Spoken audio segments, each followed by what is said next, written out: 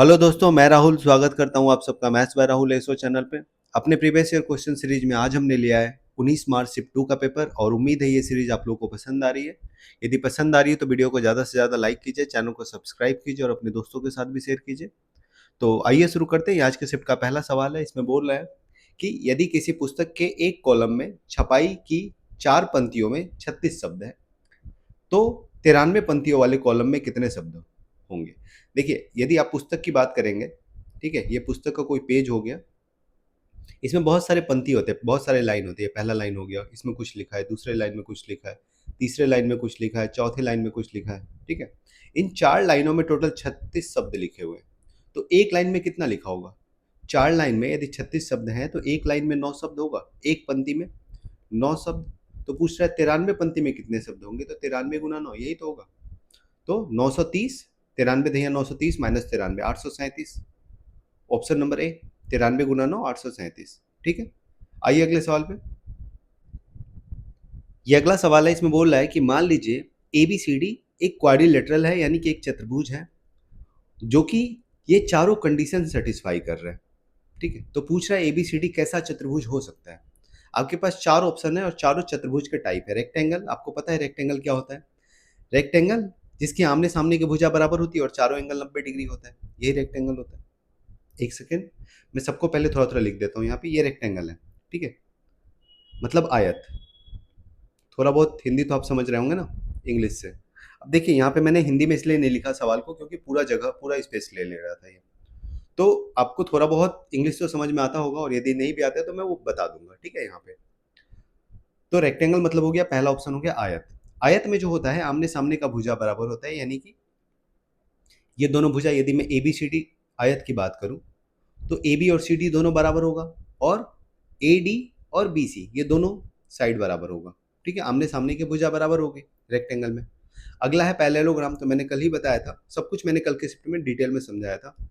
तो यदि हम पैरेललोग्राम की बात करेंगे तो उसको बोलते हैं हम लोग समांतर चतुर्भुज। ठीक है, पैरेललोग्राम यानी कि समांतर चतुर्भुज, इसको लिख लीजिएगा आप। तो समांतर चतुर्भुज में क्या होता है कि आमने सामने का भुजा समानांतर होता है। ठीक है, कंडीशन है ये कि आमने सामने का भुजा समानांतर यानी कि सेम एंगल बनाना चाहिए। तो यदि ए बी सी डी की बात करें तो इसमें जो होना चाहिए ना, ये जो भुजा ए बी है, ठीक है, ये भुजा सी डी के समानांतर होना चाहिए, एक ही सीध में। और जब आप बात करेंगे ए डी की तो वो बी सी के समानांतर होना चाहिए। बस इतना ही कंडीशन है, ठीक है। देखिए, इसको यदि आप बैठ के देख रहे हैं बिना कॉपी पेन लिए हुए, आप सीख तो लेंगे, समझ तो लेंगे, लेकिन आपके दिमाग में नहीं रहेगा। तो आपको यदि अपने दिमाग में रखना है ना, तो इन चीज़ों को लिख के आपको रिवाइज करना होगा। ठीक है, पैरेललोग्राम में हो गया कि आमने सामने की भुजा समानांतर होती है, बस इतना ही कंडीशन है। लेकिन होता क्या है कि जैसे ही आप इसको समानांतर बनाइएगा ना आमने सामने की भुजा को, तो ये ऑटोमेटिक बराबर हो जाता है। ये कंडीशन होता नहीं है, लेकिन ये ऑटोमेटिक बराबर हो जाता है। मतलब ए बी बराबर हो जाएगा सी डी के और बी सी बराबर हो जाएगा ए डी के। ठीक है, तो पैरेललोग्राम समझ गए। अच्छा, रेक्टेंगल में एक चीज और होता है, रेक्टेंगल और पैरेललोग्राम में क्या अंतर है। बाकी चीजें सेम है, बस रेक्टेंगल पैरेललोग्राम में अंतर ये है कि ये भाई साहब 90 होते हैं इसका हर एक कोण। ठीक है, इसका हर एक कोण 90 होता है, लेकिन पैरेललोग्राम में ऐसा नहीं होता है, इसका कोण 90 नहीं होता है। ठीक है, यदि 90 हो जाएगा तो रेक्टेंगल बन जाएगा। ठीक है, और हर एक रेक्टेंगल एक पैरेललोग्राम ही है थोड़ी देर के लिए। अब देखिए, तीसरा है रोम्बस यानी कि समचतुर्भुज जिसके चारों भुजा बराबर होते हैं। ठीक है, तो चारों भुजा बराबर होते हैं तो ये बन गया वर्ग।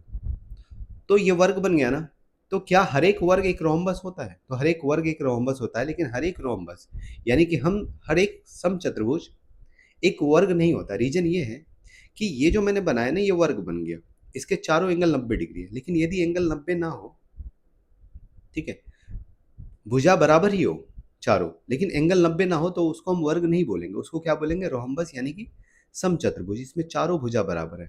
तो यदि चारों भुजा बराबर है तो आमने सामने के भुजा भी बराबर होंगे। ठीक है, ये क्या हो गया अपना रोम्बस। समचतुर्भुज लिख देते हैं, समचतुर्भुज। ठीक है, ट्रेपीजियम तो मैंने बताया था कल भी कि ट्रेपीजियम में क्या होता है, बस आमने सामने का एक पेयर बराबर समानांतर होना चाहिए। ठीक है, बराबर नहीं, समानांतर। तो यहां पे मैंने बना दिया कि ए बी जो है वो सी डी के समानांतर है, बराबर नहीं। तो समानांतर है ए बी सी डी के, और ए डी और बी सी के बारे में कुछ भी नहीं बता रहे हैं। मतलब सिर्फ इतना ही कंडीशन है ट्रेपीजियम का, यानी कि समलंब का, ठीक है, कि ए बी समलंब होने का, कि ये जो लाइन है ए बी ये समानांतर होना चाहिए सी डी के, मतलब एक ही सीध में होना चाहिए, बस इतना ही कंडीशन। उसके अलावा जो भी हो जाए उससे कोई दिक्कत नहीं है, बस मिनिमम इतना ही कितना फॉलो करना चाहिए। अब चारों चतुर्भुज आपके सामने हैं, अब आप ऑप्शन देखिए। यदि पहला ऑप्शन आप देखेंगे ऑपोजिट साइड्स आर इक्वल, मतलब आमने सामने के भुजा बराबर होते हैं, तो ऑप्शन नंबर डी सीधा सीधा आउट हो जाएगा, यानी कि समलंब चतुर्भुज। इसमें आमने सामने के भुजा बराबर होने का कोई कंडीशन ही नहीं है, ठीक है। बस एक ही कंडीशन है कि आमने सामने का एक पेयर समानांतर होना चाहिए, बराबर का कोई कंडीशन नहीं है। तो ऑप्शन नंबर डी आउट हो जाएगा, ठीक है। अब ऑप्शन नंबर ए बी और सी पे चलते हैं। जब आयत की बात करेंगे तो ऑपोजिट साइड्स आर इक्वल सही है, आयत में दोनों आमने सामने के भुजा बराबर है ना। पैरेललोग्राम यानी कि समांतर चतुर्भुज में भी है, और समचतुर्भुज यानी कि रोम्बस में भी है, ठीक है। ऑप्शन ए बी सी तीनों सही हो गया। अब अगला देखते हैं, each diagonal of A B C D divides it into congruent triangle, ठीक है। देखिए, जब भी पहला कंडीशन फॉलो होगा ना, तो दूसरा कंडीशन ऑटोमेटिक फॉलो होगा। जब भी आमने सामने के भुजा बराबर होंगे, ठीक है, किसी भी चतुर्भुज में आमने सामने के भुजा बराबर होंगे कभी भी, तो उसके बीच में जब भी आप डायगोनल खींचेगा ना, तीनों में खींच देते, तो वो दो बराबर त्रिभुज में बांटेगा, ठीक है। अब देखिए, जैसे मैंने डायगोनल खींचा पहले वाले में, ठीक है, तो इसने दो अलग अलग त्रिभुज बनाए, एक तो A B D A C D ये वाला, और एक ए बी सी, दो अलग अलग त्रिभुज बनाए ना, तो ये दोनों त्रिभुज बराबर होंगे, मतलब सर्वांग होंगे, ठीक है। इसमें भी वही चीज़ है और इसमें भी वही चीज़ है, ठीक है। चाहे डायगोनल आप किधर से भी खींचिए, आप उल्टा डायगोनल भी खींच के देखिएगा तो भी सेम चीज़ होगा। एक सेकेंड, उल्टा डायगोनल आप खींचेगा तो भी सेम चीज़ होगा, जो दो त्रिभुज बन के आएंगे दोनों बराबर त्रिभुज होंगे, ठीक है, कोई दिक्कत नहीं है। तो एक बात दिमाग में रखिए कि जब भी पहला कंडीशन फॉलो करेगा ना, तो दूसरा ऑटोमेटिक हो जाएगा, ठीक है। ये क्यों होगा ये डिटेल में समझेंगे जब हम लोग इस पार्टिकुलर चैप्टर को देखेंगे, तो ठीक है। तो पहला कंडीशन यदि फॉलो होगा तो दूसरा फॉलो हो जाएगा। तीसरे पे आते हैं, each pair of opposite angle is equal. कहने का मतलब ये है कि ऑपोजिट के कोण जो है ऑपोजिट साइड्स के वो बराबर होने चाहिए। मतलब इसके कहने का मतलब है, पहले फिगर को यदि हम देखें रेक्टेंगल को, तो एंगल ए बराबर होना चाहिए एंगल सी के, तो दोनों 90 होता है रेक्टेंगल में, सही है। रेक्टेंगल बी की बात करेंगे तो इसमें भी आमने सामने के कोण जो है, मतलब ऑपोजिट कोण बराबर होते हैं। अब पैरेललोग्राम में आएंगे तो पैरेललोग्राम में भी आमने सामने के कोण बराबर होते हैं, और ए और सी में भी आमने सामने के कोण बराबर हैं। चतुर्भुज में आएंगे तो ये दोनों कोण ये भी बराबर होते हैं समचतुर्भुज में, यानी कि रोम्बस में, और ये दोनों कोण भी बराबर होते हैं, ठीक है। अब आप क्या करेंगे, समस्या ये है कि तीनों ऑप्शन तीनों में सेटिस्फाई कर गए, ठीक है। और चौथा ऑप्शन है हमारे पास कि चौथा स्टेटमेंट जो दिया हुआ है कि the diagonal of ABCD bisect each other, ठीक है। चौथा स्टेटमेंट कि जो डायगोनल होंगे इन फिगर्स के वो एक दूसरे को बाइसेक्ट करेंगे। बाइसेक्ट का मतलब होता है कि बराबर भागों में बांटेंगे डायगोनल को। जैसे पहले फिगर की हम बात करें, एक सेकेंड इसको हटा लेते हैं। पहले फिगर की यदि हम बात करें तो आप देखिए इसमें रेक्टेंगल में ए सी एक डायगोनल है ना, और जैसे ही बी सी डायगोनल इस पर खींच देंगे हम, दो डायगोनल हमने जैसे ही खींचा तो ये डायगोनल आपस में बराबर भागों में बांटेंगे, ठीक है। ये बराबर हो जाएगा, डायगोनल बाइसेक्ट करेगा। बाइसेक्ट का मतलब हो गया बराबर भागों में बांटना। और पैरेललोग्राम में भी ऐसा ही होता है, जब भी दो डायगोनल को काटिएगा तो ये लोग बराबर टुकड़ों में बढ़ते हैं। चारों पीस जो है बराबर होगा ऐसा नहीं बोलेंगे, लेकिन जब आप डायगोनल को दो टुकड़ा कीजिएगा तो दोनों टुकड़े बराबर होंगे। और समचतुर्भुज में भी वही होगा, आपने दोनों डायगोनल को टुकड़ा कर दिया तो ये दोनों टुकड़ा बराबर होगा और ये दोनों टुकड़ा बराबर होगा, ठीक है। तो यानी कि ये जो चारों स्टेटमेंट हैं ये तीनों ऑप्शन में फिट बैठ रहे हैं। तो अब आप क्या कीजिएगा, तो अब आप एकदम एग्जैक्ट देखिएगा कि एकदम एग्जैक्ट क्या होना चाहिए। तो यदि आप रेक्टेंगल की बात करें तो रेक्टेंगल में होता क्या है कि एंगल 90 डिग्री होता है, चारों एंगल 90 डिग्री होता है, लेकिन कहीं भी आपको 90 डिग्री की बात बोला इसने इसने एंगल की बात कहाँ पे की है, सी नंबर लाइन पे। सी नंबर में इसने बोला है थर्ड स्टेटमेंट में कि each pair of opposite sides are equal, मतलब ऑपोजिट के कोण आमने सामने के कोण बराबर होने चाहिए, 90 डिग्री होने चाहिए, ये तो कहीं नहीं बोलना है ना। तो यदि बराबर होने चाहिए तो ये तो या तो पैरेललोग्राम में होगा या तो समचतुर्भुज में होगा। हालांकि रेक्टेंगल में भी बराबर होता है, लेकिन रेक्टेंगल में एग्जैक्ट 90 होता है ना। कुछ भी आप बराबर मान लेंगे तो नहीं होगा। मान लीजिए आपने आमने सामने का कोण 120 डिग्री कर दिया, तो क्या ये रेक्टेंगल बनेगा? नहीं बनेगा, लेकिन ये कंडीशन तो सेटिस्फाई कर जाएगा ना 120 पे। यानी कि एग्जैक्ट बात करेंगे तो ऑप्शन नंबर ए भी गलत हो जाएगा, यानी कि रेक्टेंगल भी ये नहीं होगा। ठीक है। अब दूसरा है, सॉरी पहला दूसरा, हाँ, ऑप्शन नंबर ए तो हमने आउट कर दिया। ऑप्शन नंबर सी को देखिए, रोहम्बस यानी कि समचतुर्भुज। समचतुर्भुज की जब बात करेंगे और ऑप्शन स्टेटमेंट नंबर एक की बात करेंगे, पहला स्टेटमेंट क्या कहना चाह रहा है कि अपोजिट साइड्स आर इक्वल, आमने सामने के भुजा बराबर होने चाहिए। ठीक है। यदि मैं ये दूं कि एक चतुर्भुज है जिसका आमने सामने का भुजा 10 और 10 है और दूसरा 15 और 15 है, तो इसका मतलब ये है कि पहला वाला स्टेटमेंट तो सही होगा। ऑपोजिट साइड्स आर इक्वल, जैसे 10 10 के बराबर है और 15 15 के बराबर है, आमने सामने की भुजा बराबर होगी। लेकिन क्या इससे समचतुर्भुज बनेगा? नहीं बनेगा ना, क्योंकि समचतुर्भुज में चारों का 10 होना जरूरी है। ठीक है। तो एग्जैक्ट की बात करेंगे तो समचतुर्भुज भी आउट हो जाएगा। एकमात्र ऑप्शन सही बचेगा पैरेललोग्राम। उम्मीद है समझ में आया होगा। यदि नहीं समझ में आया तो आप लोग वापस से इस वीडियो को देखिए। ठीक है। क्योंकि यदि आप लोग इन चीज़ों को समझ गए ना, जितनी बातें मैंने बताई, तो आप लोग चारों चतुर्भुज को बहुत इजीली समझिएगा। ठीक है। यहीं पे थोड़ा बहुत वेरिएशन करके आपको सवाल दे सकता है आने वाले एग्जाम्स में। ठीक है। जब इस टाइप के सवाल पूछ रहा है तो कभी भी पूछ सकता है। और यदि आप छोड़ के चलिएगा तो कितने सवाल छोड़िएगा आप लोग। मान लेते हैं इस सवाल को आपने स्किप कर दिया, तो हर एग्जाम्स में सवाल पूछे जाते हैं, आप कितना स्किप कीजिएगा। तो इससे बेहतर है कि आप थोड़ी चीज़ों को समझ लीजिए। ठीक है। मैंने बहुत डिटेल में समझाया, इसमें भी समझाया, पुरानी शिफ्ट के वीडियो में भी समझाया। आइए, हालांकि यदि आप चीज़ों को समझ रहे होते ना तो आपको इतना फिगर बनाने की जरूरत नहीं थी। मैंने तो फिगर इसलिए बनाया ताकि आपको समझा पाऊँ। यदि आप समझते हो तो आप बहुत, मतलब एक बार ऑप्शन पढ़ के आप इसको टिक मार के निकल सकते थे कि पैरेललोग्राम इसका सही आंसर होगा। ठीक है। रेक्टेंगल में एक बार मैं ऊपर ऊपर व्यू दे देता हूँ, इसको मिटा देता हूँ। ठीक है। जब हम रेक्टेंगल की बात करेंगे, ठीक है, तो इसने बोला है पहला स्टेटमेंट में कि ऑपोजिट साइड्स आर इक्वल, मतलब आमने सामने के भुजा जो हैं वो बराबर होने चाहिए। ठीक है। और सिर्फ इतना ही बोल रहा है, ये नहीं बोल रहा है कि चारों भुजा बराबर होने चाहिए। तो चारों भुजा यदि बराबर वो नहीं बोल रहा है तो यानी कि ट्रेपीजियम तो खत्म हो गया। ट्रेपीजियम में कोई भी भुजा बराबर नहीं होता है, जरूरी नहीं होता है कि भुजा बराबर हो ट्रेपीजियम में, यानी कि समलंब में। तो ऑप्शन नंबर डी सीधा सीधा आउट है। रोम्बस की बात करेंगे तो रोम्बस में होता है कि चारों भुजा बराबर होते हैं। ठीक है। तो पहला वाला कंडीशन सेटिस्फाई करेगा लेकिन पूरा नहीं करेगा।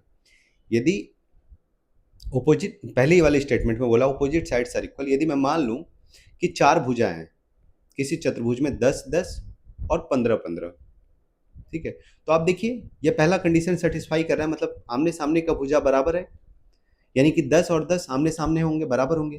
15 और 15 आमने सामने रख देंगे, ये भी बराबर होंगे। लेकिन क्या ये रोम्बस बनेगा? नहीं बनेगा ना, क्योंकि रोम्बस में चारों बराबर होने चाहिए। तो ऑप्शन नंबर सी को भी हमने काट दिया। अब यदि हम आए इसके तीसरे स्टेटमेंट पे, तीसरा स्टेटमेंट बोला है कि etch pair of opposite angle is equal, मतलब जो भी चतुर्भुज होगा उसका आमने सामने का कोण, मतलब ठीक है, आमने सामने का कोण का मतलब हो गया ये, यदि एक चतुर्भुज है तो ये कोण और ये कोण आमने सामने का कोण होता है। तो आमने सामने का कोण बराबर होगा। तो मान लेते हैं कि हमने मान लिया कि ये 60 है और ये भी 60 है और ये 120, कितना हो जाएगा? 60 60 120 टोटल होना चाहिए 360। तो बचा कितना? अच्छा, 120 और ये 120, ये एक चतुर्भुज बनेगा। और ये जो भी चतुर्भुज होगा ये तीसरा कंडीशन फॉलो करेगा। ठीक है। यानी कि आमने सामने का कोण बराबर है, 120 120, यहाँ भी 60 60। लेकिन क्या ये आयत बनेगा? आयत नहीं बनेगा ना, आयत में चारों 90 होना जरूरी है, यानी कि ऑप्शन नंबर ए भी आउट हो गया। एकमात्र सही ऑप्शन कौन सा बचेगा? पैरेललोग्राम। आइए अगले सवाल पे। ये अगला सवाल है, इसमें बोल रहा है कि समूह ए में 32 सदस्य, समूह बी में 52 सदस्य और समूह सी में 73 सदस्य हैं। इन समूहों के सभी सदस्य एक रेस्टोरेंट में जाते हैं। समूह ए बी सी के प्रत्येक सदस्य पे खर्च की गई औसत राशि क्रमशः 266, 470 और 168 है। प्रति सदस्य खर्च की गई औसत राशि क्या है? ठीक है। देखिए मैंने ऊपर वाले सवाल में बहुत टाइम ले लिया है, तो जो भी सवाल रिपीटेटिव होंगे, मतलब हर शिफ्ट में पूछे जा रहे हैं, वहाँ हम बहुत कम समय लेंगे। और देखिए यदि मैं किसी सवाल को बहुत शॉर्ट ट्रिक में बता रहा हूँ तो इसका मतलब ये है कि मैंने किसी शिफ्ट में उस सवाल को बहुत अच्छे से करवाया हुआ है। तो क्योंकि सारी बातें मैं एक शिफ्ट के सवालों में नहीं बता सकता, अलग अलग शिफ्ट में मैं अलग अलग बातें बताता हूँ। जैसे इस सवाल को इस सवाल को मैंने यहाँ बहुत डिटेल में बताया, पिछले शिफ्ट में भी बताया था। तो अब मैं इसको नहीं बताऊंगा बार बार कि इसमें क्या होता है, रेक्टेंगल क्या होता है, पैरेललोग्राम क्या होता है, ठीक है। तो आपको जो है इसका थोड़ा सा हिंदी लिख देता हूँ मैं। रेक्टेंगल मतलब हो गया आयत, ठीक है। पैरेललोग्राम हो गया समांतर चतुर्भुज, समांतर चतुर्भुज। और रोम्बस हो गया समचतुर्भुज। ट्रेपीजियम हो गया समलंब, ठीक है, समलंब, ठीक है, क्लियर है। तो मैं अब चीज़ों को बार बार रिपीट नहीं करूंगा, और मैंने इस सवाल में चूंकि बहुत टाइम ले लिया है, तो मैं अब जो भी सवाल होगा उसमें थोड़ा कम समय दूंगा, ठीक है। जैसे इस सवाल को मैंने बहुत बार बताया, इसमें मैं करता क्या हूँ, सीधा इकाई का अंक देख लेता हूँ। तो इकाई का अंक यहाँ पे 2 और यहाँ पे 6, हमें इसको गुना करके लिखना है ना, हमें लिखना है 32, ठीक है। हमें लिखना है 32 गुना 266, 52 सदस्य और हर एक सदस्य ने 470 खर्च किया, प्लस 73 सदस्य और हर एक सदस्य ने 168 खर्च किया, डिवाइडेड बाय टोटल सदस्य कितने हैं, 32, 52 और 73, ठीक है। ये हमारा टोटल औसत निकल गया, अलग अलग हमने सबको जोड़ लिया, ठीक है। 32 सदस्य थे और सबने 266 खर्च किया था, तो 32 गुना 266, 52 सदस्य सबने 168 खर्च किया, सॉरी 470 खर्च किया, तो 52 गुना 470, और 73 सदस्य ने सबने 168 खर्च किया, यानी कि 73 गुना 168 टोटल खर्च आ गया। टोटल खर्च डिवाइडेड बाय टोटल कितने सदस्य थे, औसत निकल जाएगा। हम सिर्फ इकाई के अंक पे काम करेंगे, क्योंकि हमारे पास जो ऑप्शन है ना, उसमें चारों में इकाई का अंक अलग है। तो हम ट्राई करते हैं इसको। इकाई का अंक 6 गुना 2 12, यानी कि 2, प्लस 2 गुना 0 0, प्लस 8 या 24 4, इकाई का अंक हमने लिख लिया सबका, डिवाइडेड बाई इसका इकाई का अंक 2 2 4 3 7, ऊपर आ गया 6, नीचे आ गया 7, ठीक है।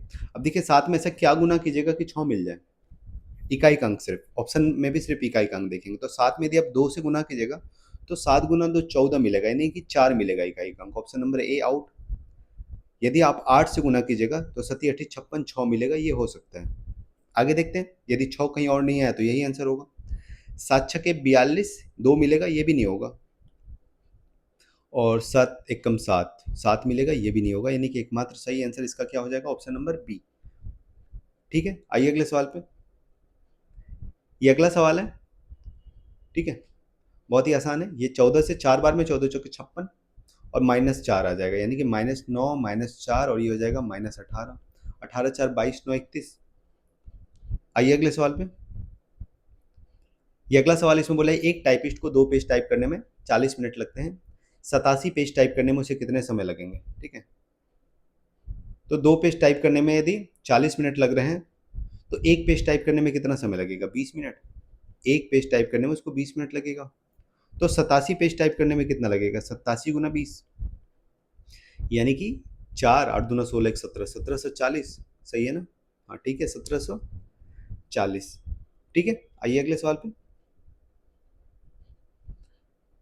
ये अगला सवाल है, इसमें बोला है कि साधारण ब्याज पे 18 वर्षों में एक धनराशि स्वयं की 5 गुनी हो जाएगी, तो प्रति वर्ष दर क्या होगी।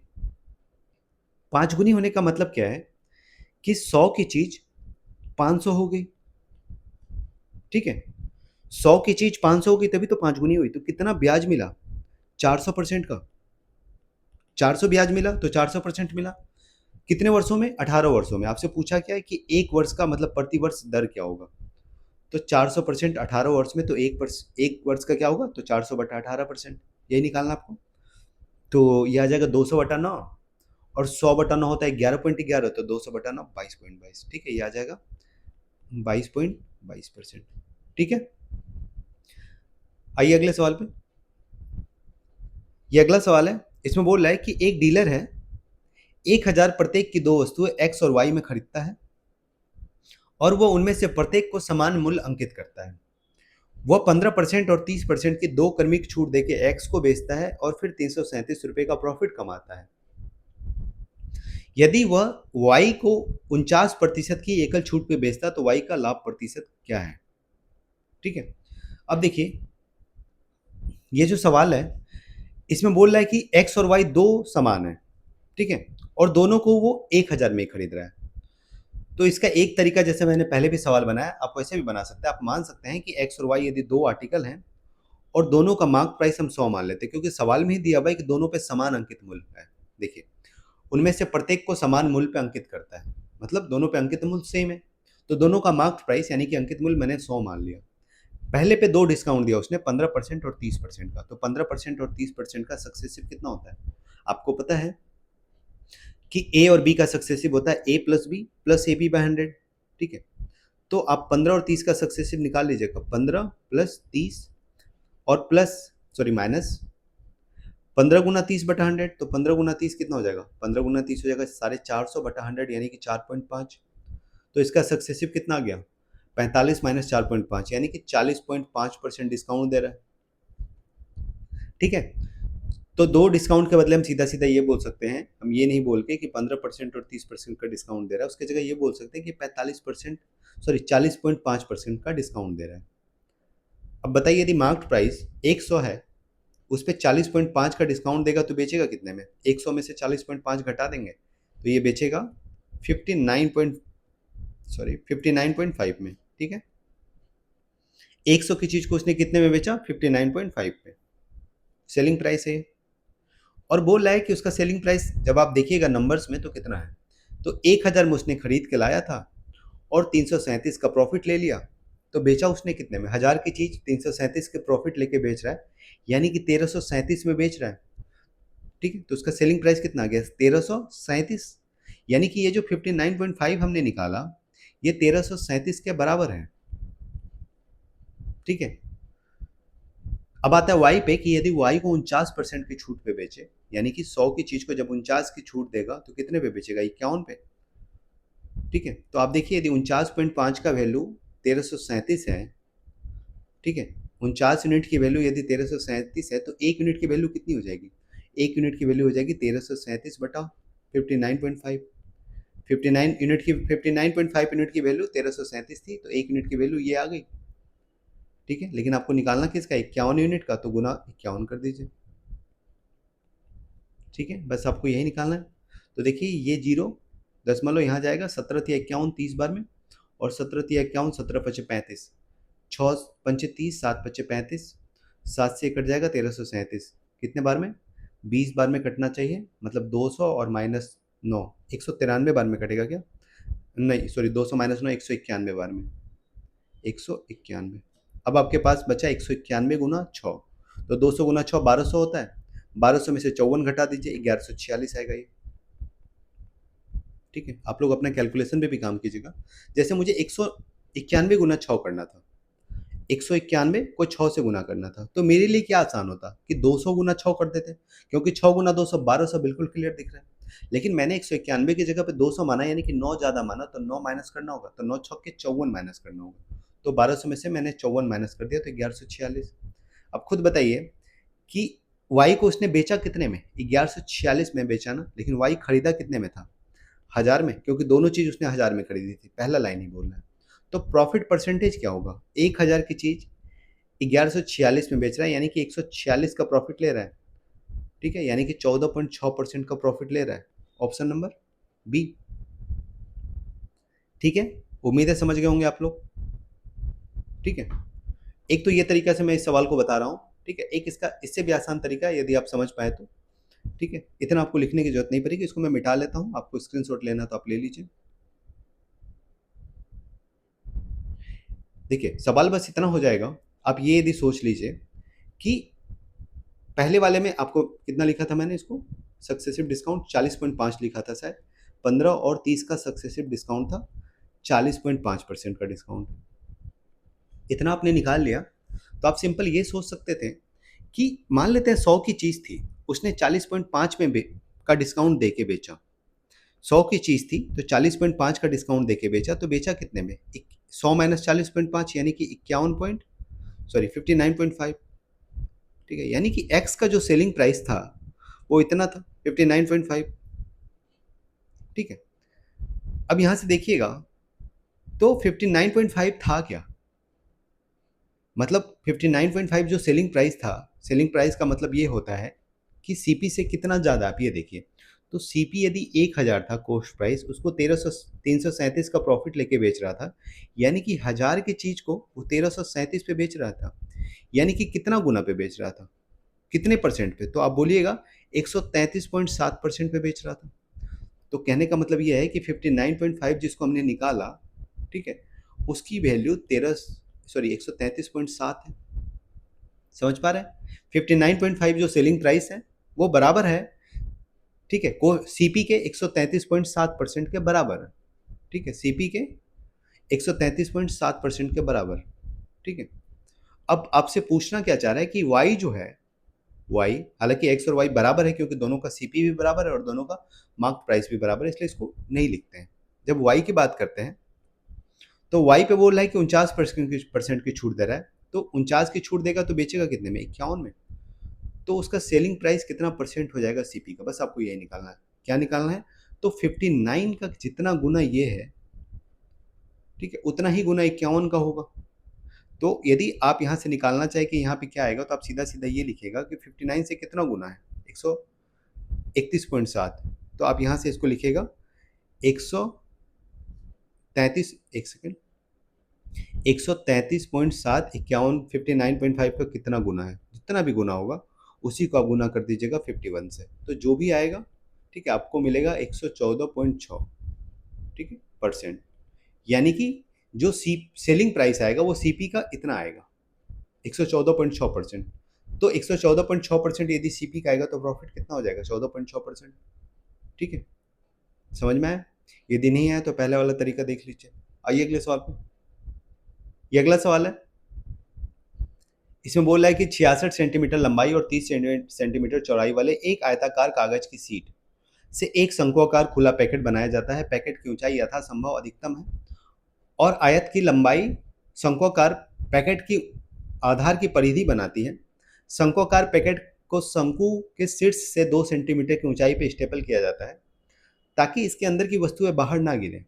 पैकेट का आयतन ज्ञात कीजिए जिसे निकटतम पूर्ण संख्या तक पूर्णांकित किया गया हो, ठीक है। बहुत ही अच्छा सवाल है और बहुत मुझे लग रहा है कैलकुलेटिव भी होगा। अब देखिए, सबसे पहले आप चीज़ों को समझिए। ये कर क्या रहा है ना, एक आयताकार इसके पास शीट था, मतलब एक पेपर का टुकड़ा, ठीक है। एक पेपर है वो आयताकार होता है, उसको उसने फोल्ड करके, ठीक है, एक शंक्वाकार यानी कि कोनिकल बर्तन बनाया, पैकेट बनाया। तो कैसे बनाएगा, तो पहले इसको समझते हैं, ठीक है। और जो पैकेट बनाया उसमें जो शंक्वाकार बर्तन था उसका जो आधार का परिधि था वो 66 सेंटीमीटर था, मतलब आयताकार के लंबाई के बराबर था। इसने लिखा हुआ है कि आयत की लंबाई शंक्वाकार पैकेट के आधार की परिधि बनाती है, ठीक है। तो सबसे पहले हम चीज़ों को समझते हैं। तो एक पेज हम यहाँ पे ले लेते हैं, ठीक है। देखिए,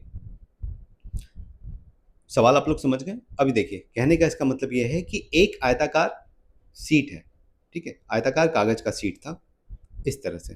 आयताकार कागज का सीट हमने बना लिया और इसका जो लंबाई है वो 66 सेंटीमीटर दिया हुआ है। चौड़ाई कितना था? तो 30 सेंटीमीटर, 66 और 30, ठीक है। तो लंबाई 66 था और चौड़ाई 30 था, ठीक है। अब इससे हम बना क्या रहे हैं, एक शंक्वाकार बर्तन, पैकेट, मतलब कोनिकल पैकेट। और उसका जो कोनिकल बनेगा, उसका जो सरकमफेरेंस वाला एरिया होगा बॉटम का, वो 66 होगा। कहने का मतलब ये है कि जब हम इससे शंक्वाकार बनाएंगे तो कुछ ऐसा शंकु बनेगा। ये हमारा बन गया शंक्वाकार बर्तन, ठीक है, इसको, ठीक है, ये बना हमारा शंक्वाकार बर्तन, कोनिकल। अब देखिए, इसको जब हम फोल्ड करेंगे ना 66 सेंटीमीटर वाले को, तो ये फोल्ड होके कैसा बनेगा? ऐसा बन जाएगा, क्योंकि सवाल में ही कह रहा है कि हमने फोल्ड किया और जो लंबाई वाला एरिया है वो आधार का परिधि बन गया। यानी कि ये जो आया हमारे पास, ये 66 सेंटीमीटर है, ठीक है, इसकी परिधि। और परिधि होती क्या है? 2 पाई आर। 2 पाई आर बराबर 66 है, तो आप यहाँ से बोल दीजिएगा कि आर बराबर कितना हो जाएगा? 10.5। आप इसको कैलकुलेट कर लीजिए, यहाँ से आर आ जाएगा 10.5। यानी कि इसका जो रेडियस आया आर, ठीक है, वो आ जाएगा 10.5। आर इक्वल टू 10.5 लिख लेता हूँ मैं यहाँ पे, सेंटीमीटर है सब कुछ, ठीक है। यहाँ तक क्लियर है। अब आप सोचेंगे थोड़ा देर के लिए कि आयत से हम शंकु बनाएंगे कैसे। तो ये सिंपली बनेगा नहीं, ऐसे नहीं बनेगा। हमें करना क्या होगा, इसमें थोड़ा सा चेंज करना होगा। हमें आयत को कट लगाना होगा, ऐसे आयत को हम कट लगाएंगे, ठीक है। और एक बार ये त्रिभुज बन गया तो आप थोड़ा सा अपना दिमाग लगा के सोचिए कि त्रिभुज बनाया हमने, और इस त्रिभुज को हम फोल्ड करें, ऐसे फोल्ड करें, इसका एक नाम लिख लेते हैं ABC। ऐसे फोल्ड करें कि जो भुजा AC है, जो आप ये देख पा रहे हैं, ये वाला भुजा, ठीक है, ये वाला जो भुजा AC है वो पूरा पूरा आके BC पे बैठ जाए, इसको ऐसे मिलाइए, ठीक है, समझिए बात को। AC को मैंने BC से मिला दिया, ठीक है, मोड़ के। तो जैसे ही मिलाएंगे तो A और B आपस में मिल जाएगा। A और B आपस में मिलेगा तो सर्कुलर बनेगा, यानी कि ये फिगर देखिए शंक्वाकार, यहाँ पे मिला दिए A और B को, ठीक है, तो मिल गया A और B, ठीक है, कोई दिक्कत नहीं है। तो अब इसका जो स्लैंट हाइट आएगा, ये वाला हाइट तो 30 है, आप देख पा रहे हैं, ये वाला हाइट 30 है, और ये जो है आपका, ये 66 है यहाँ से यहाँ तक, ठीक है, ये 66 है। तो इसीलिए इसने बोला था कि जो शंक्वाकार बर्तन बनेगा कोनिकल, उसके आधार की परिधि 66 होगी, ठीक है। उसका स्लैंट हाइट जो होगा वो AC होगा, ठीक है, स्लैंट हाइट मतलब ये जो तिरछी ऊंचाई बनेगी, ठीक है, L, वो AC होगा। AC बोल लीजिए या BC बोल लीजिए, क्योंकि AC को हम BC से मिला रहे हैं, ठीक है। उम्मीद है आप समझ पा रहे हैं। यदि नहीं समझ पा रहे हैं तो फिर आपको खुद ही ये एक पेज लेकर ट्राई करके देखना होगा, ठीक है। तो हम पहले इसको कट करेंगे, फिर हमें ये मिलेगा, ठीक है। डायरेक्ट रेक्टेंगल से हमें ये कोनिकल फिगर नहीं मिल पाएगा, ठीक है। तो पहले हमें रेक्टेंगल को इस पे कन्वर्ट करना होगा काट के, और फिर उससे हम कोनिकल बनाएंगे, ठीक है। अब हमारा बन गया।